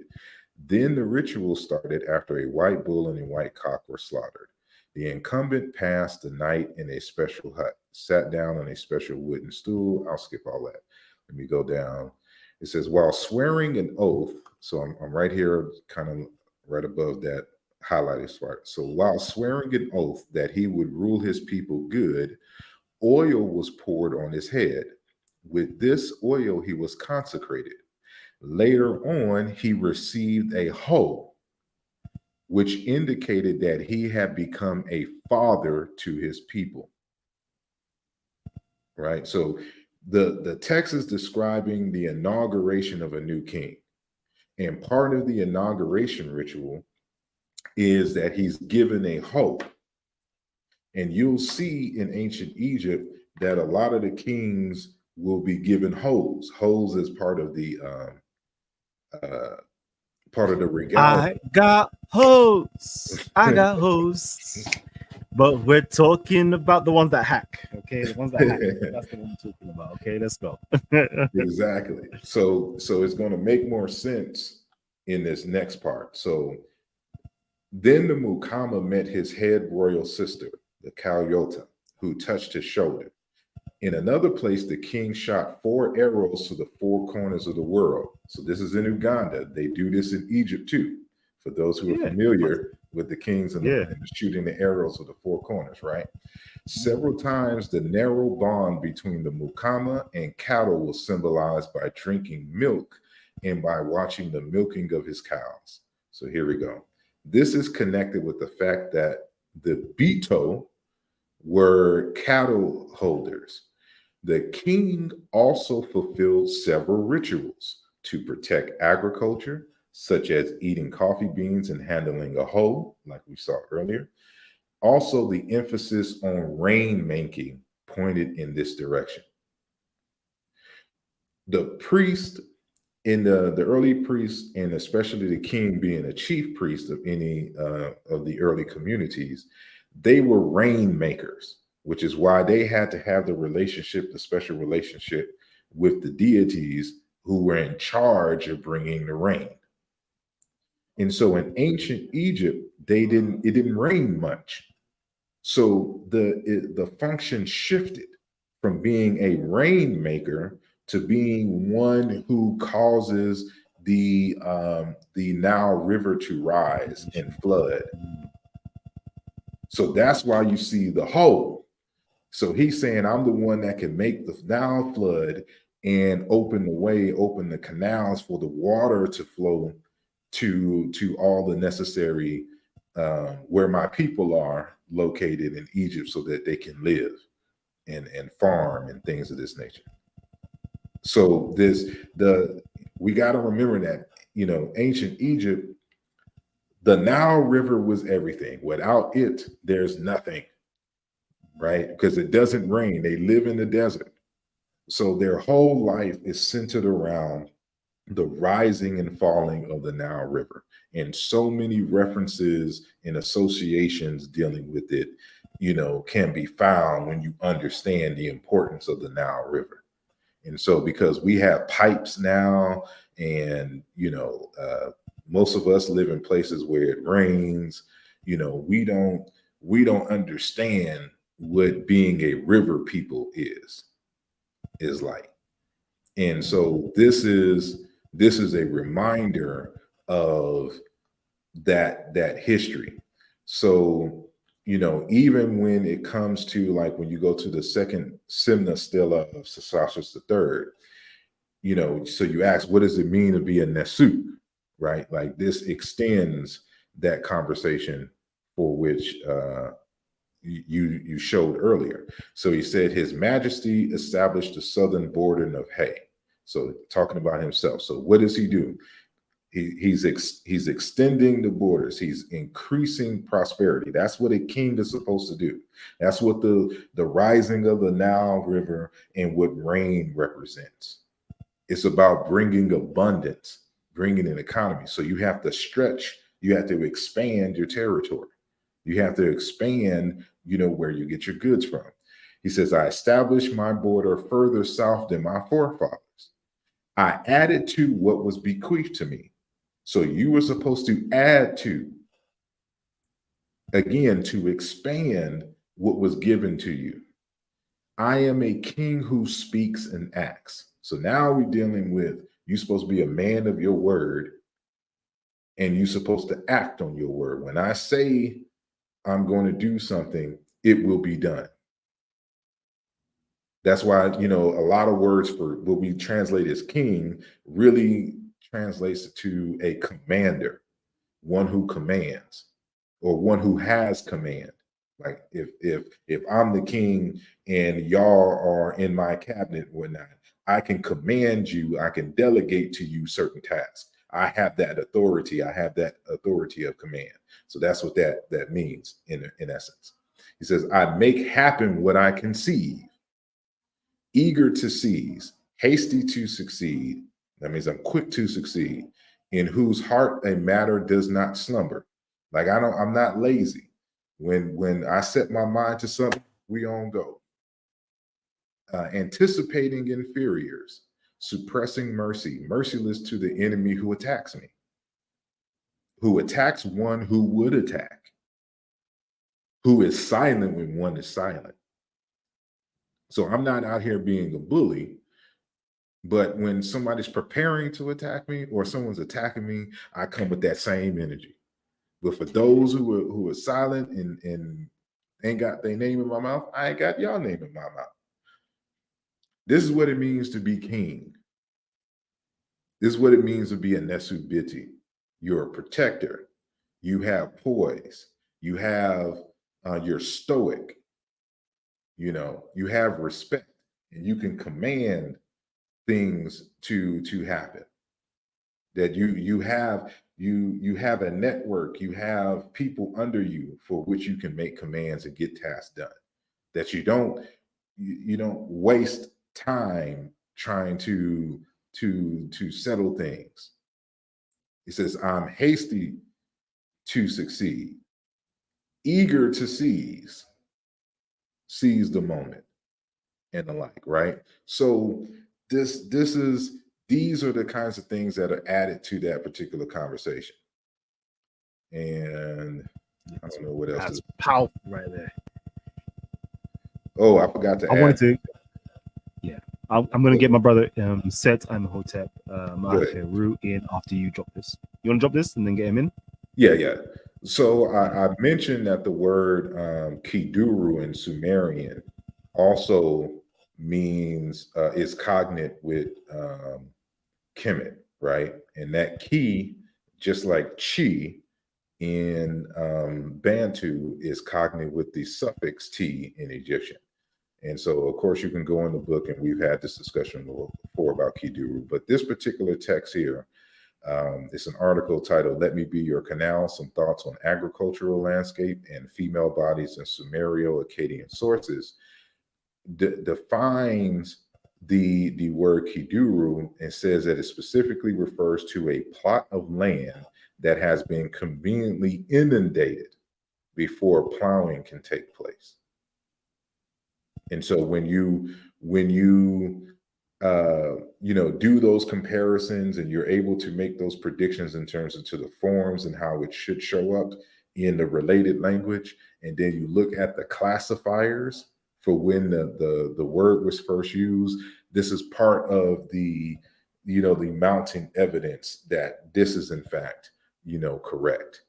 And so we're talking about wetlands, farmlands, land with an abundance of water and vegetation, right? But more specifically, a land where the river floods. And so I have a chapter in here titled Kemet. It's an appendix. So it's Appendix E, Kemet in the Garden of Eden, biblical support for the meaning of Kemet.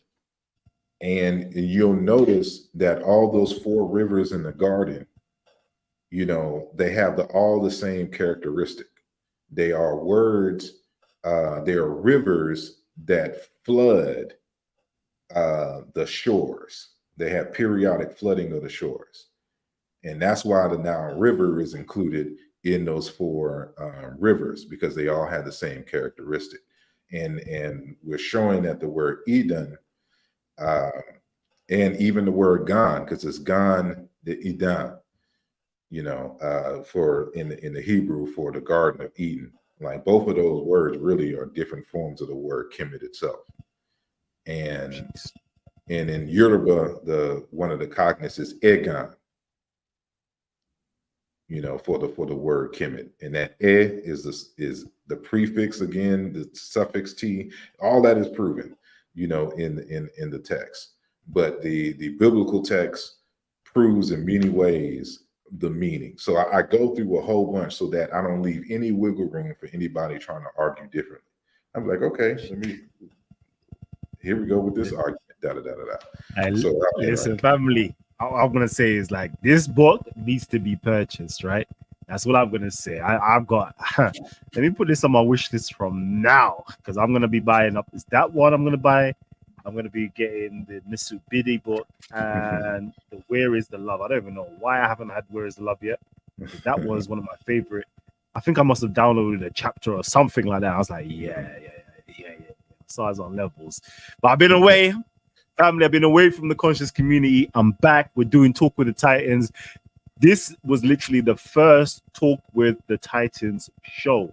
Yeah, and brother Asar Imhotep is the forerunner, the first to bring light to the Talk with the Titans. So I'm appreciative of my brother for this. And let me get my brother Set Imhotep in. Set, talk to me, King, because I know you're on some smoke right now. We've only got the last 10 minutes of the show left. Let's get it. Come on. Can I be heard clearly? Yes, you can. Peace upon African power to Brother Kalam, to Brother Asar Imhotep, and everybody in the audience. I don't know why I introduced me as wanting smoke. I don't want to smoke. I just have questions, you know. Let me begin maybe by, I have two very pertinent questions, and then if there is time, some supplementary thoughts and questions, right? So first, let me say that I agree with the assertion, the logical hypotheses that you brought out first earlier, that not all chem mean black. It is a chem, and therefore, not therefore, Kemet means black. I agree with that logical assertion. That's clear. And I have no opinion on whether or not, based on what you've shown today, I have no opinion whether or not Kemet does mean black or it does not mean black, for the reason that I don't know that I saw the source for the particular attestations, the particular versions of Kemet that you showed, that you were suggesting didn't mean black land and meant other than black land. So I wanted to ask if you could provide us with the basically where are those attestations in the primary material, so such that we could go and look it up and read it ourselves and see those attestations in context. And should I go the second one, or you want to address that first? Alrighty. So the first question, it's like, for example, you're going to see like a lot of them in these kind of, it's not a text like a papyrus that you can see. You actually kind of have to go to Egypt because it's a lot of rock art, called the Hamamat rock art, and you'll see these different variants of Kemet. And so in the text, all the texts, all the forms of Kemet, I give the citations for in the text. And not only that, matter of fact, I'll just share my screen, kind of the PDF version, so it could be more clear, so y'all know exactly what I'm talking about. Because I do y'all even better, right? So let me do this. Let me go all the way down.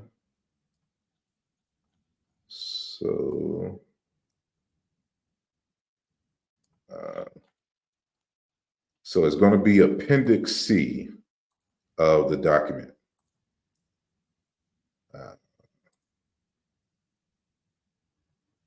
Well, let me just do, is it? There we go. So let me know when you can see, if you can see it. Yeah, I can see it. All right, so doesn't look like it's zoomed in. Well, so is this big enough? Can you see? Quite clearly. Well? Okay. So what I do, regardless, all throughout the text, when I'm citing these different forms, I have the citation for them where you can find them. But what I also did is in Appendix C, I went through a lot of the dictionaries to where the word Kemet could be found. So the primary text that I use, of course, is the Ehrman and Grappal Waterbush. But there are other dictionaries that many people may not be familiar with, and especially because they're written in French and or they're written in German. And, most English speakers only speak one language, right? So I also put in here different diction, you can find the word Kim and its variations in various different dictionaries. So this one is the 1976 Coptic Etymological Dictionary. So you'll see what they wrote there. And I didn't give any alternations. What they wrote is what you see here. And so here's Ashraf, Alexandra, Sadiq, and Yvonne Banami, 2006. And I give you the page numbers of where you can find them.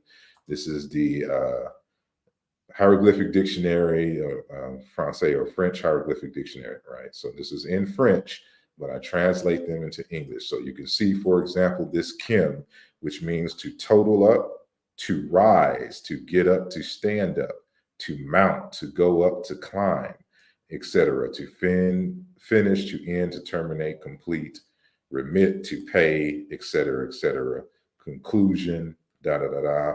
A horny plaque, so-called chestnut patch of a horse, for example, in the Eber's papyrus. So to give you where you can find it, just as a Chester Beatty papyrus, etc., Kim word, right? So Jokum, this is a simplified Coptic dictionary. So you find it there. Richard M. Smith, a concise Coptic dictionary.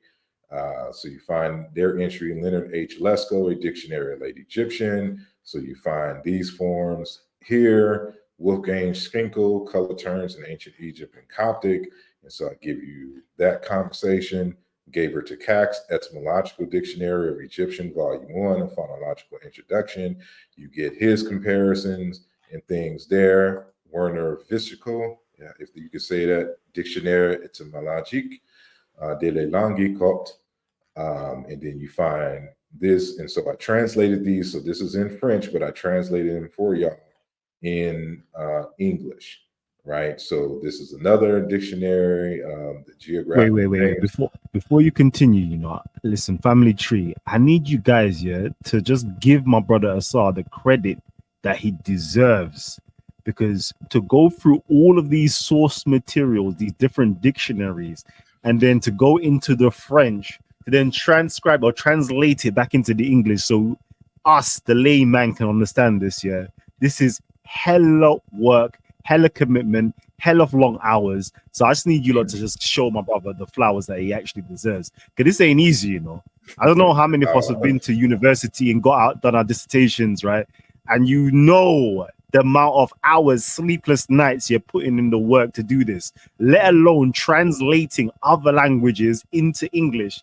Nah, my bro. Sorry, I'm just gonna just put it out there. Family, if you love the show, like the show, let everybody know. That's all I'm gonna say. Just like up the show, hit us up in the comment section. We're closing out soon, but come on, keep on going, Asar. Keep on going. So this is a geographical dictionary. So when you see all the forms of Kemet and where they're located and things of this nature, you have these forms. So they're all translated into English for you. And there were some German ones like this one, the Christian Litz, the Lexicon der Egyptian, Gotter and Gotter Nuki, I don't know how to pronounce that. Gotter Besic Nungen, right? And you have these forms here, right? So I went through all of them. And so all of these, they'll have the source materials for you. So you'll just, some of this, I didn't go through and then type out all their source materials in terms of their bibliography. So this is their reference to their bibliography. So you can go into the text and go deeper into the bibliography and where you find them. So you can see like this is thorough. And so here's another dictionary here. Ancient Egyptian Dictionary, AED entries. This one's actually online, you can find. So I went and found all the rare forms. Of course, here's the personal names containing the word Kim that you see. So all this is in the text. So there's no one can say that what about this form? And what about that form? And where did you find this at? It's all there for you. But I'm So, sorry, go ahead. for the sake, no, you good, bro. It's your presentation. Uh, I will just give you the benefit of the doubt that the particular Kemets that you showed today are cited in that in that appendix. I only have to say that because I didn't see them myself when you were scrolling, but I'll make sure and Which copy the one? book.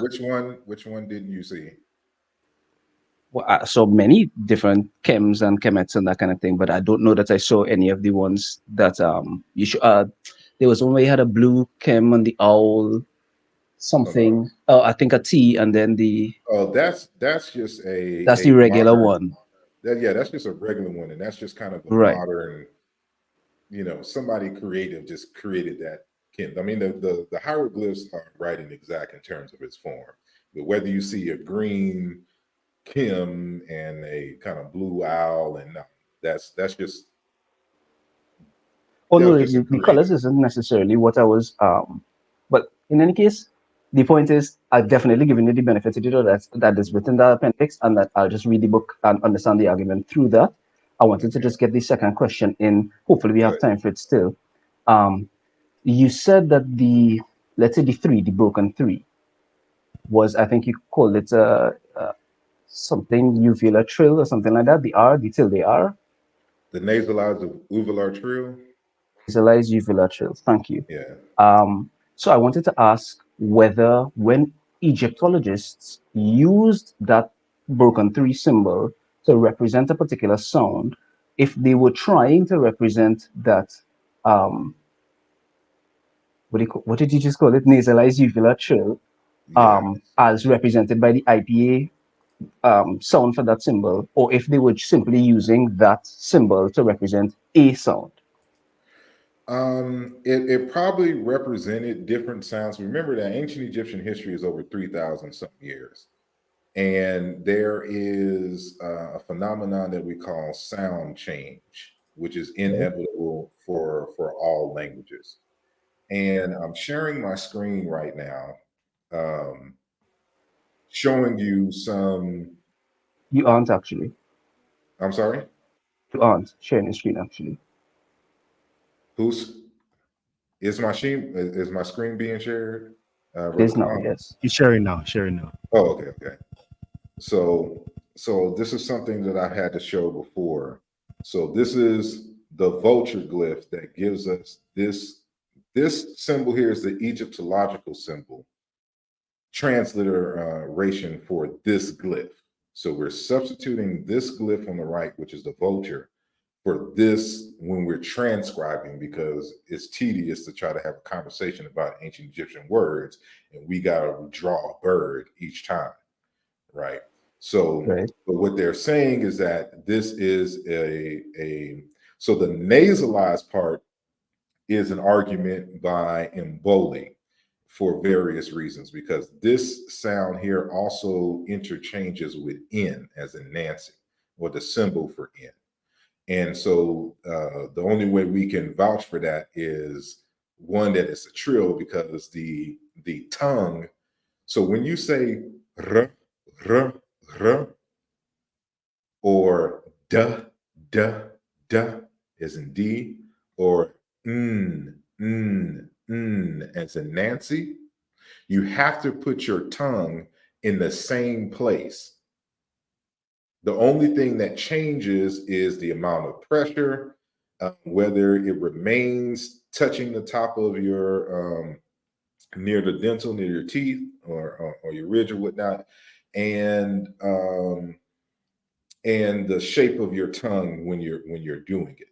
But these are what we call homoorganic sounds. And they're homoorganic because these are various sounds that you can say when your tongue is in the same place. It's just different amounts of pressures brings about different sounds. So here's Dr. Alan Anselin, who he passed away, unfortunately, a couple of years ago, who talks about the bird symbol being an L or an R sound, a liquid. So this is the text. It's in French, talking about the bird ba. That's what this means here with L, right? Part 2 in this journal Imeja, right, from 2008. So he's giving you some examples based on the language, right? These are my examples.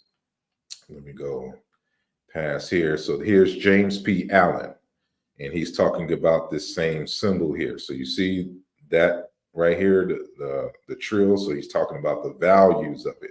And so he's showing R and L here, right? And this is what his text is. It's the Ancient Egyptian Language, a Historical Study, which came out in 2013. So he talks about it being a L or R sound, right? This is Lutz Edzer, Polygenesis, Convergence, and Entropy, an Alternative Model of Linguistic Evolution Applied to Semitic Languages, 1998. So again, when we're talking about the Egyptian, it's another liquid sound. So the trill R is what we call a liquid sound, so R or L. But and so this is what you see. It says, note that the conventional Egyptological graphy, this is the orthographic reflex of plain L, right? And so we have Antonio Lupriano, Ancient Egyptian and Linguistic Introduction, the text that Kalam mentioned earlier, and is talking about the same thing. So this is the actual symbol for the trill without the nasalized in front of it. So he's saying Egyptian N and this R, the latter being a phoneme conventionally transcribed by, it looks like a backwards 3, or it just looks like a 3 kind of, by the Egyptologists and traditionally taken to be a variety of a glottal stop, but in earlier Egyptian, probably a uvular trill, right? So I'm just showing that I'm not making this stuff up. Antonio Lupriano, Ancient Egyptian Linguistic Introduction. So he re-emphasized that again, you know, here. So you see it's in the uvular column and vibrant. And so so you could say trill or vibrant, but it's the same thing. So in other words, it vibrates when you say the sound, right? So this is Jean-Claude Mboli. So he equates this with an R, but it's a nasalized type of R. And so this is how he reconstructed, because it interchanges with the N sound, right? So, and Claude Ridley does the same thing. So, so believe me, I always have sources for everything that I discuss. You know, brother Reggie is in the comment section right now as well. You know, oh my God. Listen, this one here was an absolute banger. It's a fire show. I already know, yeah, I'm going to have like brother Smash Rockwell, brother Reggie saying, nah, Cal, we need to tear down this show. We need to like go into this. And I'm going to be like, all right, cool. But first, let's purchase. Wait, let me just do this. Let me do this. I ain't done it right. You know, before we even start attempting to break down this work, yeah, whether it was right or wrong, yeah, the first thing we need to do, shouts out to Edward Diaz, yeah, always supporting, always showing love, says here, the info is worth the price of admission. Good show, brother. Hey, come on, I'm telling you, yeah. So again, yeah, right here, please, yeah, before we do anything else, yeah, if you want to have this argument and break down what we've just witnessed, yeah, we need to go and make the purchase right now. Buy the book. Let me actually copy this. Let me copy this right now. Copy this, right? I'm gonna copy this. Video details, right? Buy book. There you go. Let me do it like this. Buy book right here. Boom. That's the Amazon link right there. Save that, and we're good to go. So family tree, we should be able to. Has it updated? Let me see. Where's the comment section? Over here. Hasn't updated. Let me. Yep, it has updated. I lied. It has updated. Let me just put that in there right here. So if you want to, right there you go. If you want to buy the book, it's right there. Click the link, and it will take you right to the page to actually get it in. So, family tree, yeah, we've literally reached the end of the show. You know, this has to be like one of the best shows so far. If you agree with me, hit the like button. Yeah. Tell your friends, tell your family members, yeah, that Asar Imhotep was live on Titans TV for the resurrection of Talk with the Titans, yeah. And I can't wait because I want my brothers. As I said, there's only a few brothers in the community, yeah, that can really go and actually tackle this. That's only Smash Rockwell and Brother Reggie that I'm familiar with. There could be more brothers, right? That I'm familiar with that could say, nope, it don't mean that. And I can't wait for that because I want that healthy dialogue. And let's see whose information will stand the test of the time. So far, I'm not being biased or nothing here because me and Asar was going back and forth here 10 years ago on Facebook, yeah. And I look back at these type of things. I'm like, yo, Cal, you are hella pseudo fan, you know. These men, yeah, upped your level into the scientific method, yeah, and to really Lord have mercy. Thank you. Wait, one quick one though. I6 glyph, what is it? Is it the feet of a animal? Is it the tail of a crocodile? What is it? Let me know. Well, there's two main glyphs. There's the I6 glyph and the I6A glyph. So the I6A glyph is the T glyph with spikes curving on top of it. And I tend to agree with Alessandra Nibby, an Egyptologist who passed away, like I think 1998 or something like that. Or was it 2000? Either way it goes, like over 20 years ago. In that glyph was a hill with kind of vegetation or grass growing out of it and bending. The I6 glyph is more than likely my argument that I make in chapter 2 is that it's the side of a riverbank, and the so-called spikes are in fact vegetation, like the first buds, and in let me see, we go to an on page, and I addressed the crocodile thing, but it's kind of all related regardless, linguistically, that is. So it's I don't totally dismiss it, but I do dismiss it. But there's a particular image that you're going to see on page 107 for those who already have the text, but for those who want to get the text, where you can see like the living water edge. I'm sorry, with the spikes, going along the hill and the edges here, representing an aspect of the delta region. So you get to see my argument for that and how it goes into the I6C and I6D variations of the glyph. And so that's is going to be related to those terms that I mentioned, for example, dealing with him meaning to rise.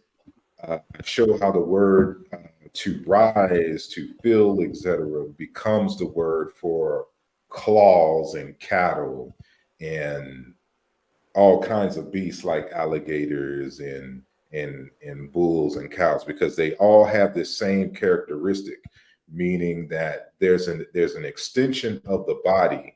That's why the word Kemet means dorsal fin in that one iteration, because they're talking about an aspect that grows out of the center of a body and curves.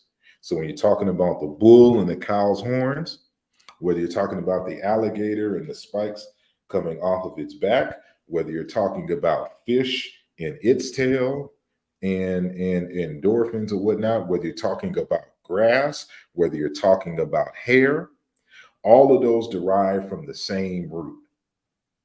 So that's why I'm saying that, regardless, is related and it is demonstrated in the text.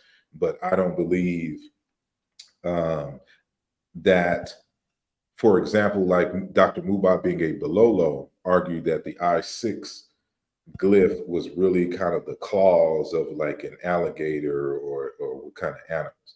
But he's wrong, but he's not wrong. Because the word that gives that in Chiluba is Chicama.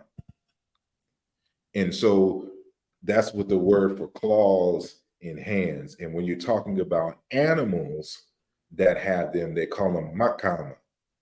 So any kind of animal that has horns or spikes or certain types of claws or hoofs, there's these kind of sharp, horns or whatnot, they call them kama. So, it's this information that is, you kind of have to go. So that's why the book is thick. It's 500 pages. It's because I have to explain and go through and show all of that. And it comes together neatly in terms of a nice understanding of, African thought and how we categorize things. So it'll show you the difference of how we kind of look at the world today and categorize versus how the ancient Africans did. And it gives us, it forces us to stop looking at ancient Egypt through Eurocentric lenses and to really put on your African lens and view its society, because only then will you be able to get and understand its basic secrets. It's a secret to us now, but it was common knowledge for those who lived at the time. Family tree, yeah. I know. I see Shaka's here, yeah, but we've got to close on the show. Brothers have got questions for you as well. So family tree, right? I know Seafaring Punta, if you would like to, yeah, just hit the link, join us. We're gonna have the behind the scenes show. Yeah. Mm-hmm. Back in the day, do you know what we used to do? I used to love Talk with the Titans. Mm-hmm. Yeah. Because you know what we used to do? We had the interview first, right? Then we go straight into the presentation. Then after that, we go like the questions and answers. Then it gets heated with the debates, and then we cut it off, yeah, so that only those who are in it, yeah, can get in it. So right now, I've got to close down the show. We've gone over, right? We've gone over to the 2 hour and 15 mark. It was only meant to be an hour and a half show. So family, if you love the show, right, please show your support to brother Asar Imhotep. Yeah, go to his channel right now. He's got, the brother from the UK, Shakara, and of course Shakara's got Speaker's Corner, powerful Speaker's Corner video dropping. I was gonna drop it today, but tomorrow we're gonna drop it, right? Then the good brother Asar Imhotep on his channel again, 2 days from now, I believe, Wednesday. He's gonna have addressing the Kamji verse and the Kambon on the issue of reconstruction, right? So let me just hit the notify button. See, family tree. I've seen that a lot of you guys don't have notifications on for the channel. Hit the notification button so you get notified anytime we've got shows coming on. I know, yeah, I myself have a show that I should have done already, which is to do with the ancient Egyptian Book of the Dead, the judgment scene itself, the famous judgment scene, chapter 125 of the Book of the Dead. We're going to be going in on that tomorrow. Hopefully we can get the good brother Reggie in tomorrow. We can get Smash Rockwell in tomorrow to go through this Asar Imhotep as well. And if Asar Imhotep is free as well, it will be powerful if we can get all the brothers in who can read the Medunetta, who can give, their own personal understanding of the mythology and, what the text is trying to convey to us as well. That would be so powerful. So anyways, family tree, we've got to shut down the show, but what I'm going to do is give everybody the opportunity here just to say 1-2 words before we shut down the show. I'm only going to give this to Shakara first, and then Reggie, and then we'll close down the show. Unless unless Asar Imhotep has something to say. So Reggie, hold tight. I'm going to go Shakara first. Shaka, what are you saying to me, King? Blessings, family, greetings. I'm saying respect first and foremost to the Nasut of the house. Blessing you, Kalam, I'm saying you don't know, and give thanks for all the work that you've been putting in over many years. Salute brother Asar Imhotep for again an excellent presentation. I did have a question, but I'm gonna save the question. I'm saying, out of respect for the house, and we'll probably get back to that question at a later point. There's going to be many other opportunities, I'm sure, to get into the question that I have. So there's no problem with that. But also salute to my brother Asar Imhotep over there in Trinidad. You don't know, good brother who I've got a lot of love and respect for, and also brother Reggie. So yeah, I'm just going to sort of show some love and give thanks for the platform and the presenter, and let us all keep up this good Ma'atian work that we're engaged in. Peace. Oh, and then brother Reggie, talk to me. Saber Reggie. Let me put some respect on Saber Reggie's name. How you mean? Jeez.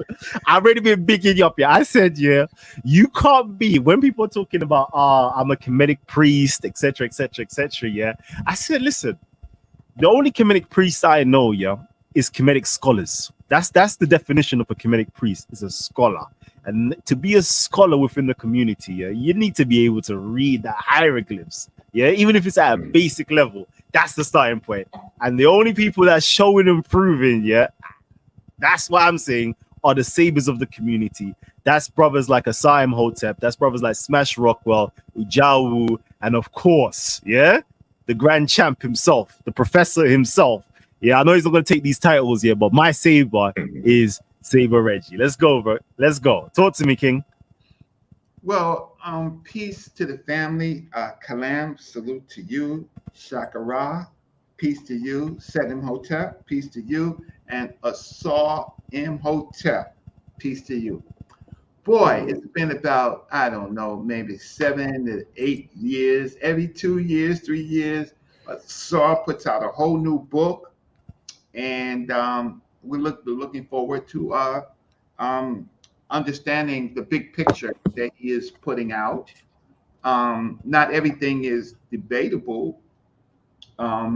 So I missed the whole presentation about generally what the book is about.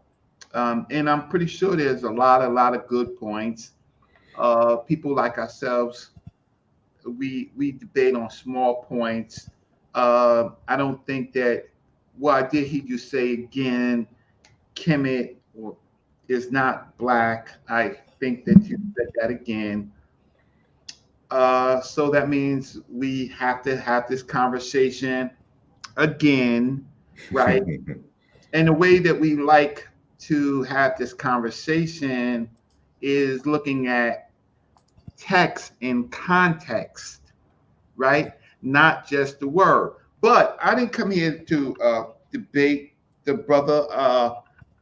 He's one thing about him, he's very, very detailed, and you got to be an expert to even have a conversation with him.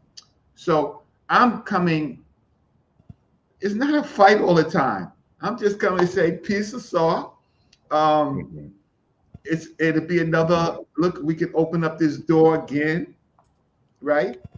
You saw talk about some crocodile or some aquatic. Yeah, but we have texts where Kim is a god, like the Apis.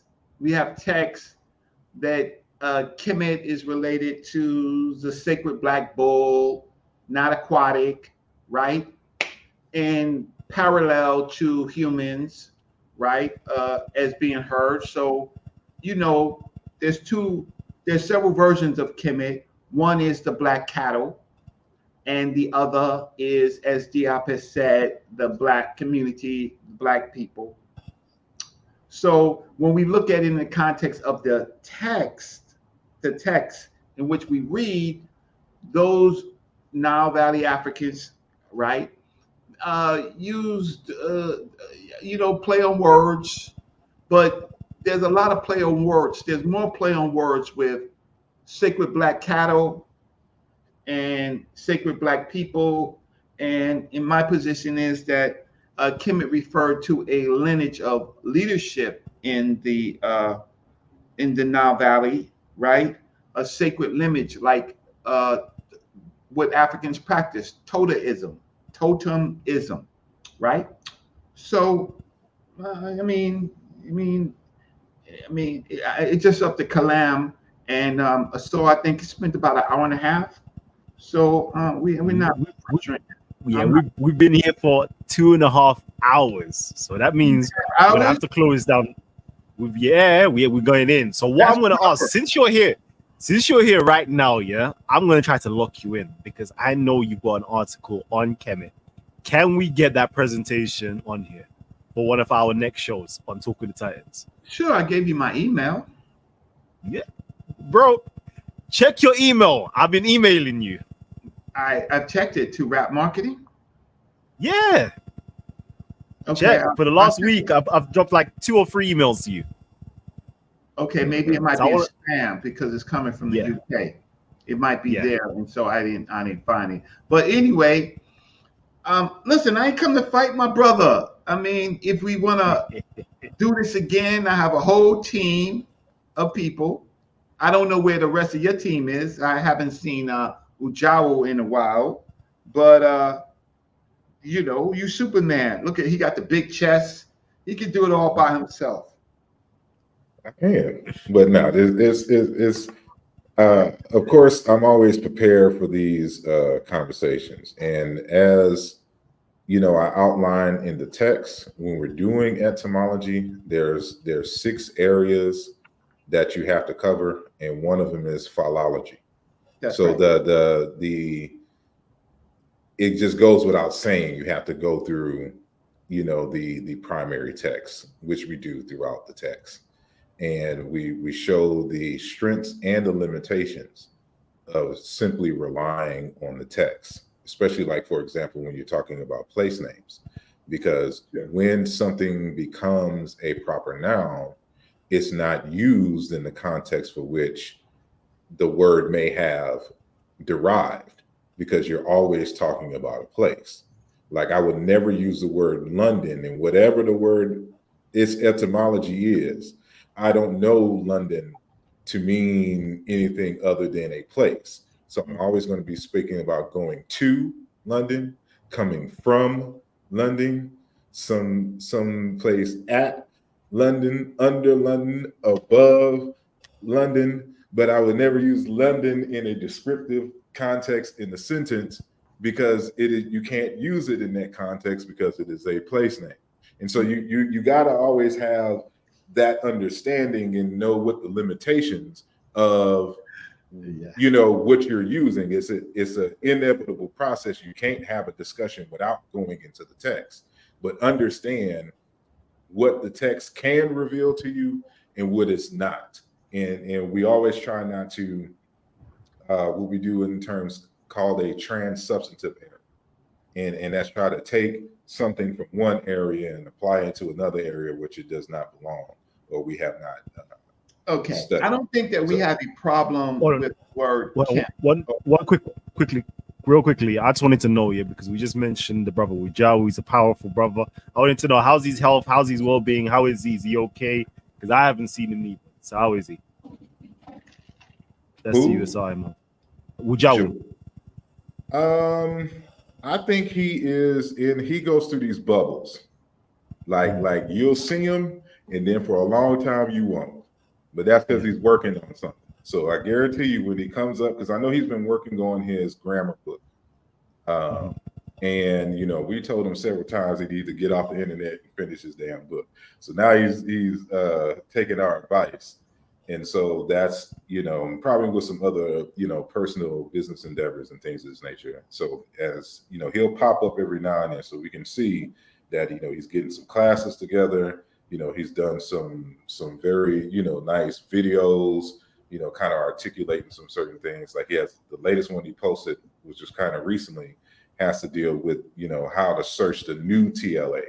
You know, yes. Right. You know, so it's a very done video. So he's in the lab, you know, and Sanjetti, he's in the lab as well, but you know, he teaches classes for Dr. Raketti Ahmed. And so he's just been kind of focused on his teaching. So I've been writing, and now I'm done with that aspect of the writing. So now I'm out making noise. So that's why it seems like I'm the only one. That's what, but you know.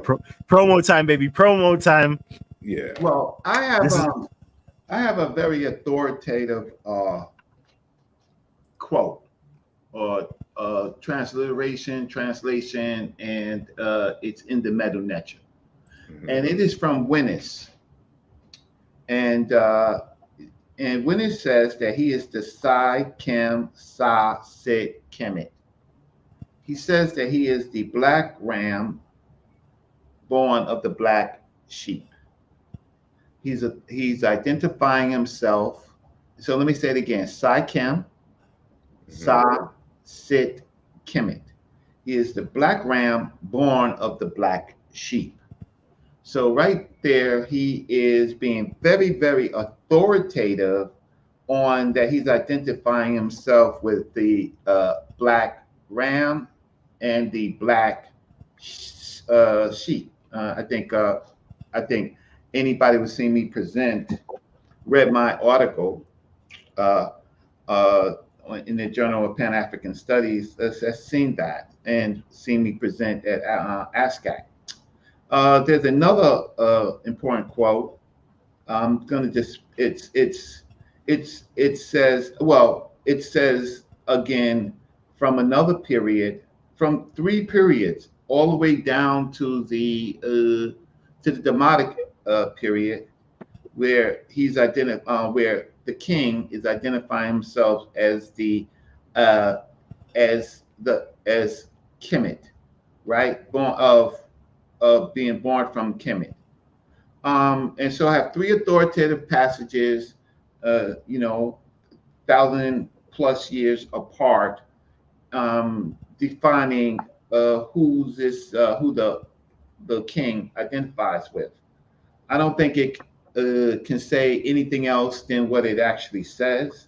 I think if it was just a one-off text, then that would be it. And so when we look at Kemet again, Kemet is also the collective cattle, right? The collective black cattle. And Kemet, the way, again, Shekinah-t posed, was, he calls it the Negroes, but it is written in the same form. And so what the problem with the Meta-Neter is that anytime the word Kem pops up, it has to be different than what it is. It just happens. So hedge could be hedge, right? Desser could be desser. It agrees in those phrases, agree with grammar and agree with the vocabulary, right? But when it comes to Kem and Kemet, it functions differently. Even though Sabi Kem, that's an old kingdom, he's the black knife. Kemet means black and Sabi means knife. He's the black knife. But the problem is that it always there's always some nuances when it comes to Kemet. So to the audience, buy his book, buy Asar Imhotep's new book. I think it's going to be authoritative, and he always makes good points. We just have some minor points on disagreements, and they're actually so minor given the whole work and on all the questions. So I'll stop there. Yeah, I'll just respond in term to, like, for those who have the text, if you go into the introduction and you go to page 33, there you'll see the transliteration and translation for that line that he's talked about in Unis on line 368, talking about the black ram, son of the black sheep, etc. And it's used in this text to address something that Km.t. So, this book has been being worked on for like almost 7 years now. And, we've had conversations with Km.t in the past, and, we had to correct him on certain things. And so, like, in one of his discussions, it was a blog post that he had for this, kind of international blog or whatnot, but the article was written in English. The blog is primarily written in French in terms of his other articles. But, he made the commentary here that, Kemet, means black. And there is no word Kemet that means black in the ancient Egyptian language. There is a Kim that means black. Kemet can only mean black when it's referring to a noun that is feminine. So when you read that particular text, it's, you know, it's in chut, it's zikim in terms of ram black, za, or, you know, sun, ziit, kimit, sheep. The ziit has the t suffix. Therefore, the word, the kim, which is the adjective, has to agree with the noun for which it is describing. So that's why it's ziit, kimit. But there is no kimit, meaning black in the language as a standalone. It only involves the agreement. There's a word kim that means black, and it becomes kimit in agreement with a feminine noun that precedes it. And so it's like these little lessons that are talked about, and why we have to be nuanced and detailed in the conversations, because there people skip over these things and just throw sources at you. And if you don't have this understanding, you won't understand like how that that term is being used within that particular context. So we all throughout the text is nothing but a philological analysis. We go through the text, and there's just certain things that you can learn as a result of philology, but there is also you have to have some external understanding of language and history when attacking this question too. So that's how we know, for example, you just can't take the meta nature and think that this sound, that there's a single sound that corresponds with this particular grapheme, right? Because languages don't work that way. So if in English, I can write the word cat with the C, but it has a K sound, right? But in the word cereal, it has an S sound. So there's rules that you would have to know and understand, that the written form does not necessarily always relate to how it is spoken. But this is stuff that you know when you're doing linguistics. So that's why we look for alternate forms of words to see, you know, where the place of articulation is. And that's something that you're just not going to get with just reading the text, you know, like a philologist. You're going to have some external training in some other ways to be able to go in and answer some different questions that is not obvious to those who are just reading the text for either for leisure or, you know, or whatever other reason. And so these are the kinds of things that I address in the text, so that we understand how to analyze this in a more complete fashion, and we know the limitations, you know, of our arguments. That's why I started off this conversation with showing how the arguments that everybody was making is illogical. And since these are illogical arguments, we can't use these arguments to move forward in our analysis, where everything has to be sound and it has to be logical. So that's when we come with these other questions and methods and things of that nature. So it's a scientific treatise, you know, showing you step by step, you know, the strengths and weaknesses of certain arguments. You know, of course, I got to bring in paronymy into the conversation, because there are cases where, you know, they may use another variation of the word and try to play it on this word because they sound similarly, right? And so you have to keep that in mind, and we got to keep that separate from our etymology, and not try to link the two. And how do we discover what's the rules of engagement for that? Like, there's just a whole thing that we have to keep in mind.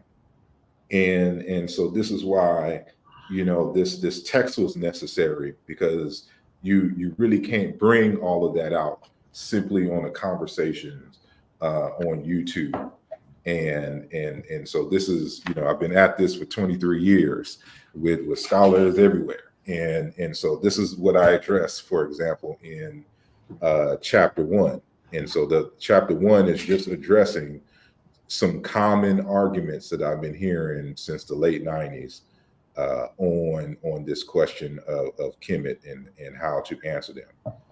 And so well, I don't disagree with what you're saying. We have to put all the examples forward. But when you have something like in the rock tombs, you have titles, and you have titles, for example, of Emir Kemet, right? Referring to the black cattle. The Emir, the administrator, right, is not feminine, right? But you have Emir Kemet, and so the agreement argument of feminine does not apply at that point.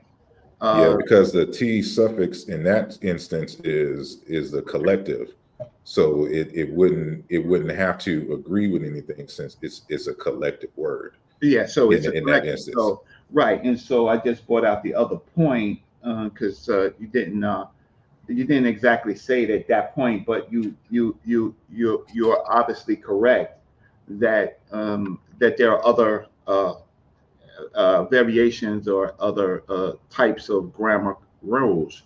So I don't disagree with that, but it's if I don't put forth the arguments, then I put forth the arguments of different variations, right? I put the forth, and so you have opposition to it, but it's a good thing I put forth my examples, right?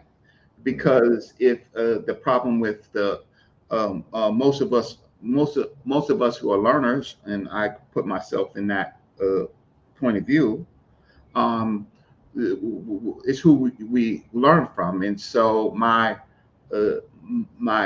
master instructor is Dr. Riketti Amen.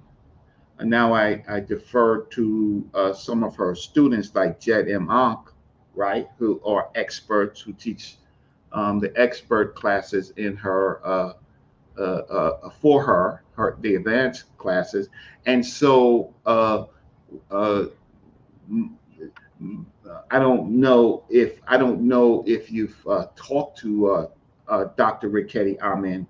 Well, my point is, we can't always disagree with the experts because we feel that we are experts. We just can't do that. I mean, there are other things. But who does that? For example, like in the text, I demonstrate on 2 levels that when they're referring to Kimi in terms of a bull, or Kemet in terms of a cow, or Kemet in the collective when in terms of the bulls, that is not referring to black bulls. And this is something that was noted by other scholars, which I've cited, that this term could be used for bulls that are not black. And it would make total sense because when we find cognates in related languages, they're never defined as black bulls. It's just a word for bull and cattle in general. And so it helps to explain certain things or certain anomalies when we look in terms of the primary text. And so, this is stuff that is addressed and cited in the text. And what you get from this discussion is that it is very nuanced, and you have to be very detailed, because certain things look similar and do not mean that they are the same. And the problem that a lot of Egyptologists have done is that anywhere there's a word Kim, they just quickly associate it with the term black, as if that is the term. So it always has to be black cattle. It does. It has to be black this, black that, but there's never a separate word for whatever that is in the language, right? So like this goes against the grammar in its own related is alleged family, right? So when we go into the so-called Afro-Asiatic and we look for cognates for the term, like you can't do that. That goes against its grammar. So these are the points that have to be brought out, and that's why it can't be just be a casual conversation. It has to be something that's very detailed for people who know this expanded information, and so that we can eliminate hypotheses. And so that's what I stress and do. It's like, here are the possibilities. So I don't say that it's just wrong. I'm like, these are what's possible. And then we provide experimentation to try to falsify each of these hypotheses. Okay. And we'll see that, some of these, work here in this area, but do not work here in this area.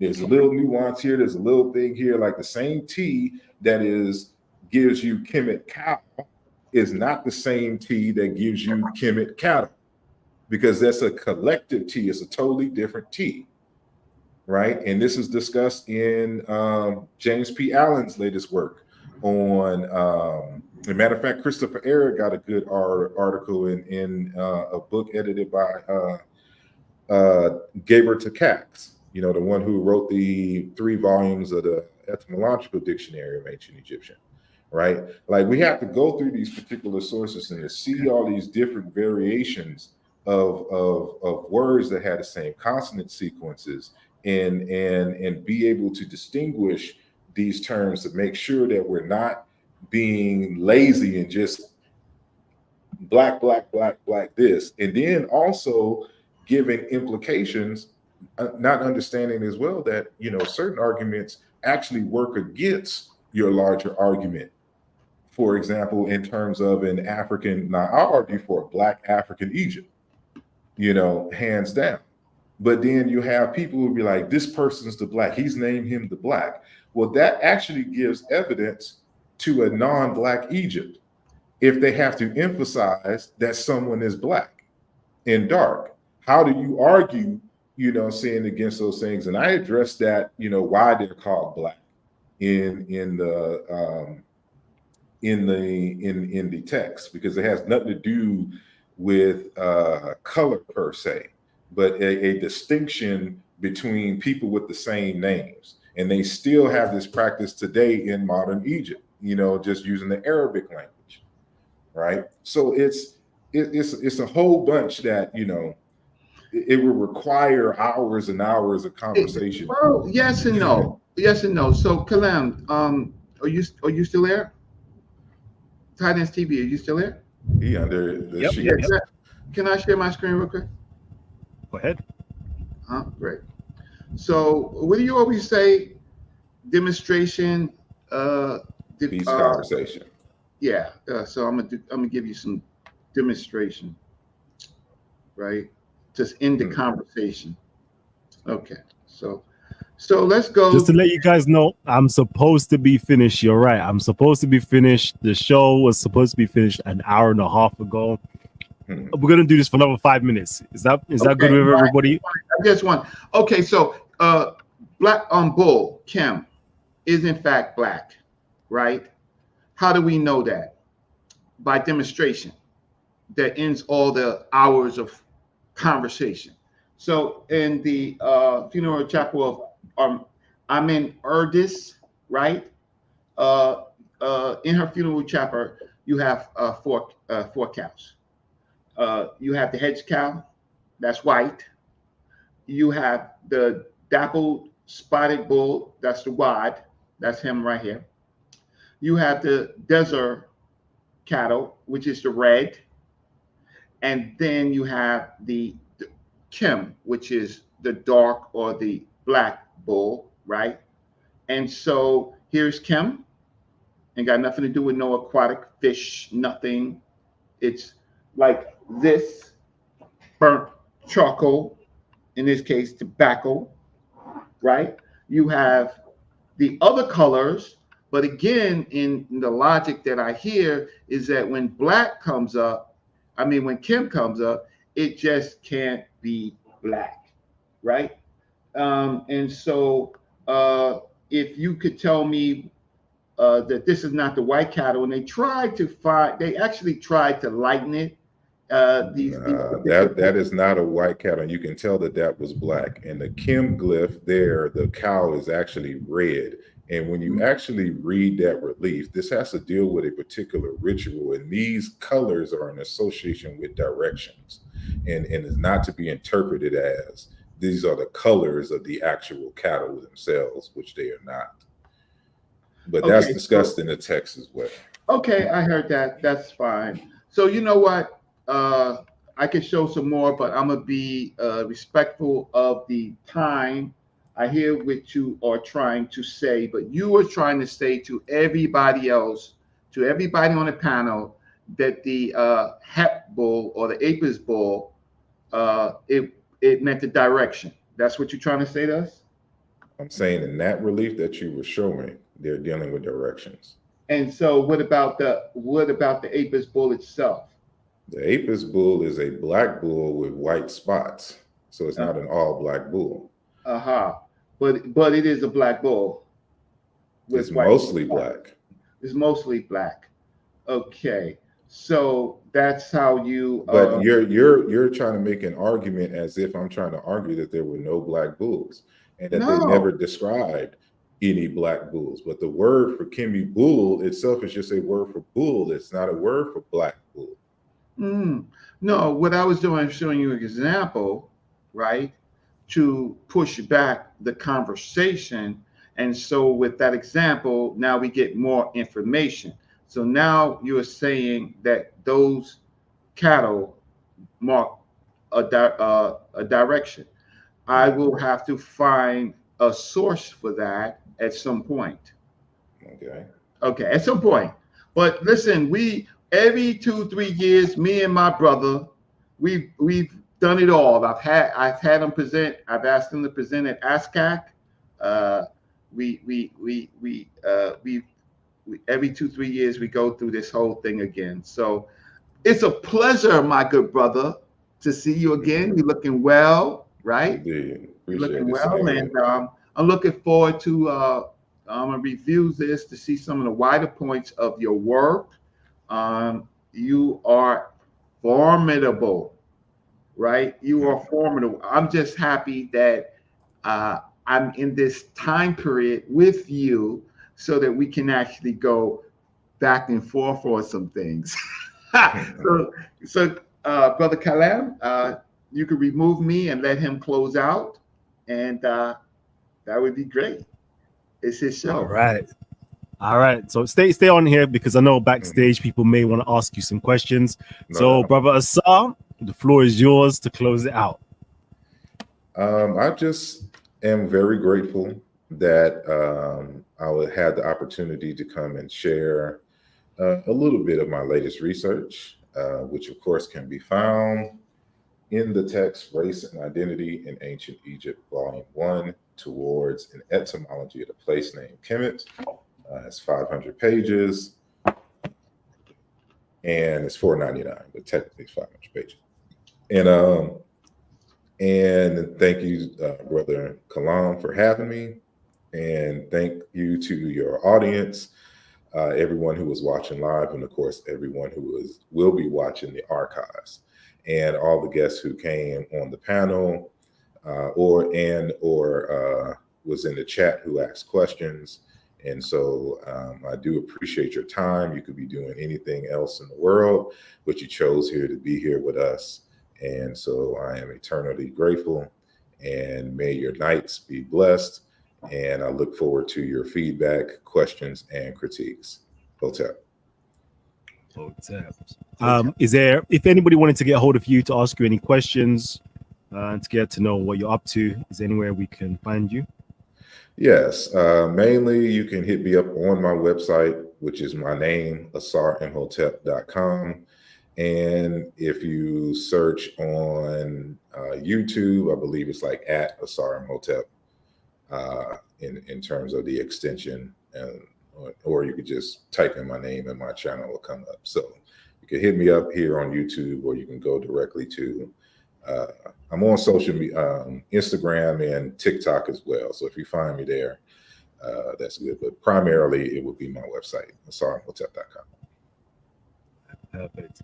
So, family tree, we've literally reached the end of the show. If you enjoyed the show, yeah, please drop some comments, let me know, yeah, because I'm seeing it already. Yeah, big up Callum and all of the Titans. Gra, family. This was a powerful show. I can't lie. You know what? Yeah, my favorite bit is to rewind the whole show when the presentation was showing, right? The PowerPoints are showing. I'm going straight to those to dissect the information, yeah, to see what other people have to say. Like, I am mind blown, yeah, by the simple logic demonstration that the brother Asar Imhotep did. That there, something as simple as that, for me, bah, mind blowing, yeah. I'm like, okay, cool. Asar's on another level. Asar is literally on the next level. So, family, yeah, I'm closing out the show. It's been absolutely awesome. You haven't already, hit the subscribe button, hit the notification button, because I'm seeing, right, I'm looking like, so hold on, out of, let's say, 500 people that have watched the show, only 50 people, that means only 10% of the people are actually getting it via the notifications. So please, if you haven't hit the notification button, hit the bell icon, get notified of all the new shows coming. Got a show I want to bust tomorrow, hopefully, on the Book of the Dead. We're going through the Medonetta. We're discussing the judgment scene. We've got Speakers Corner videos dropping.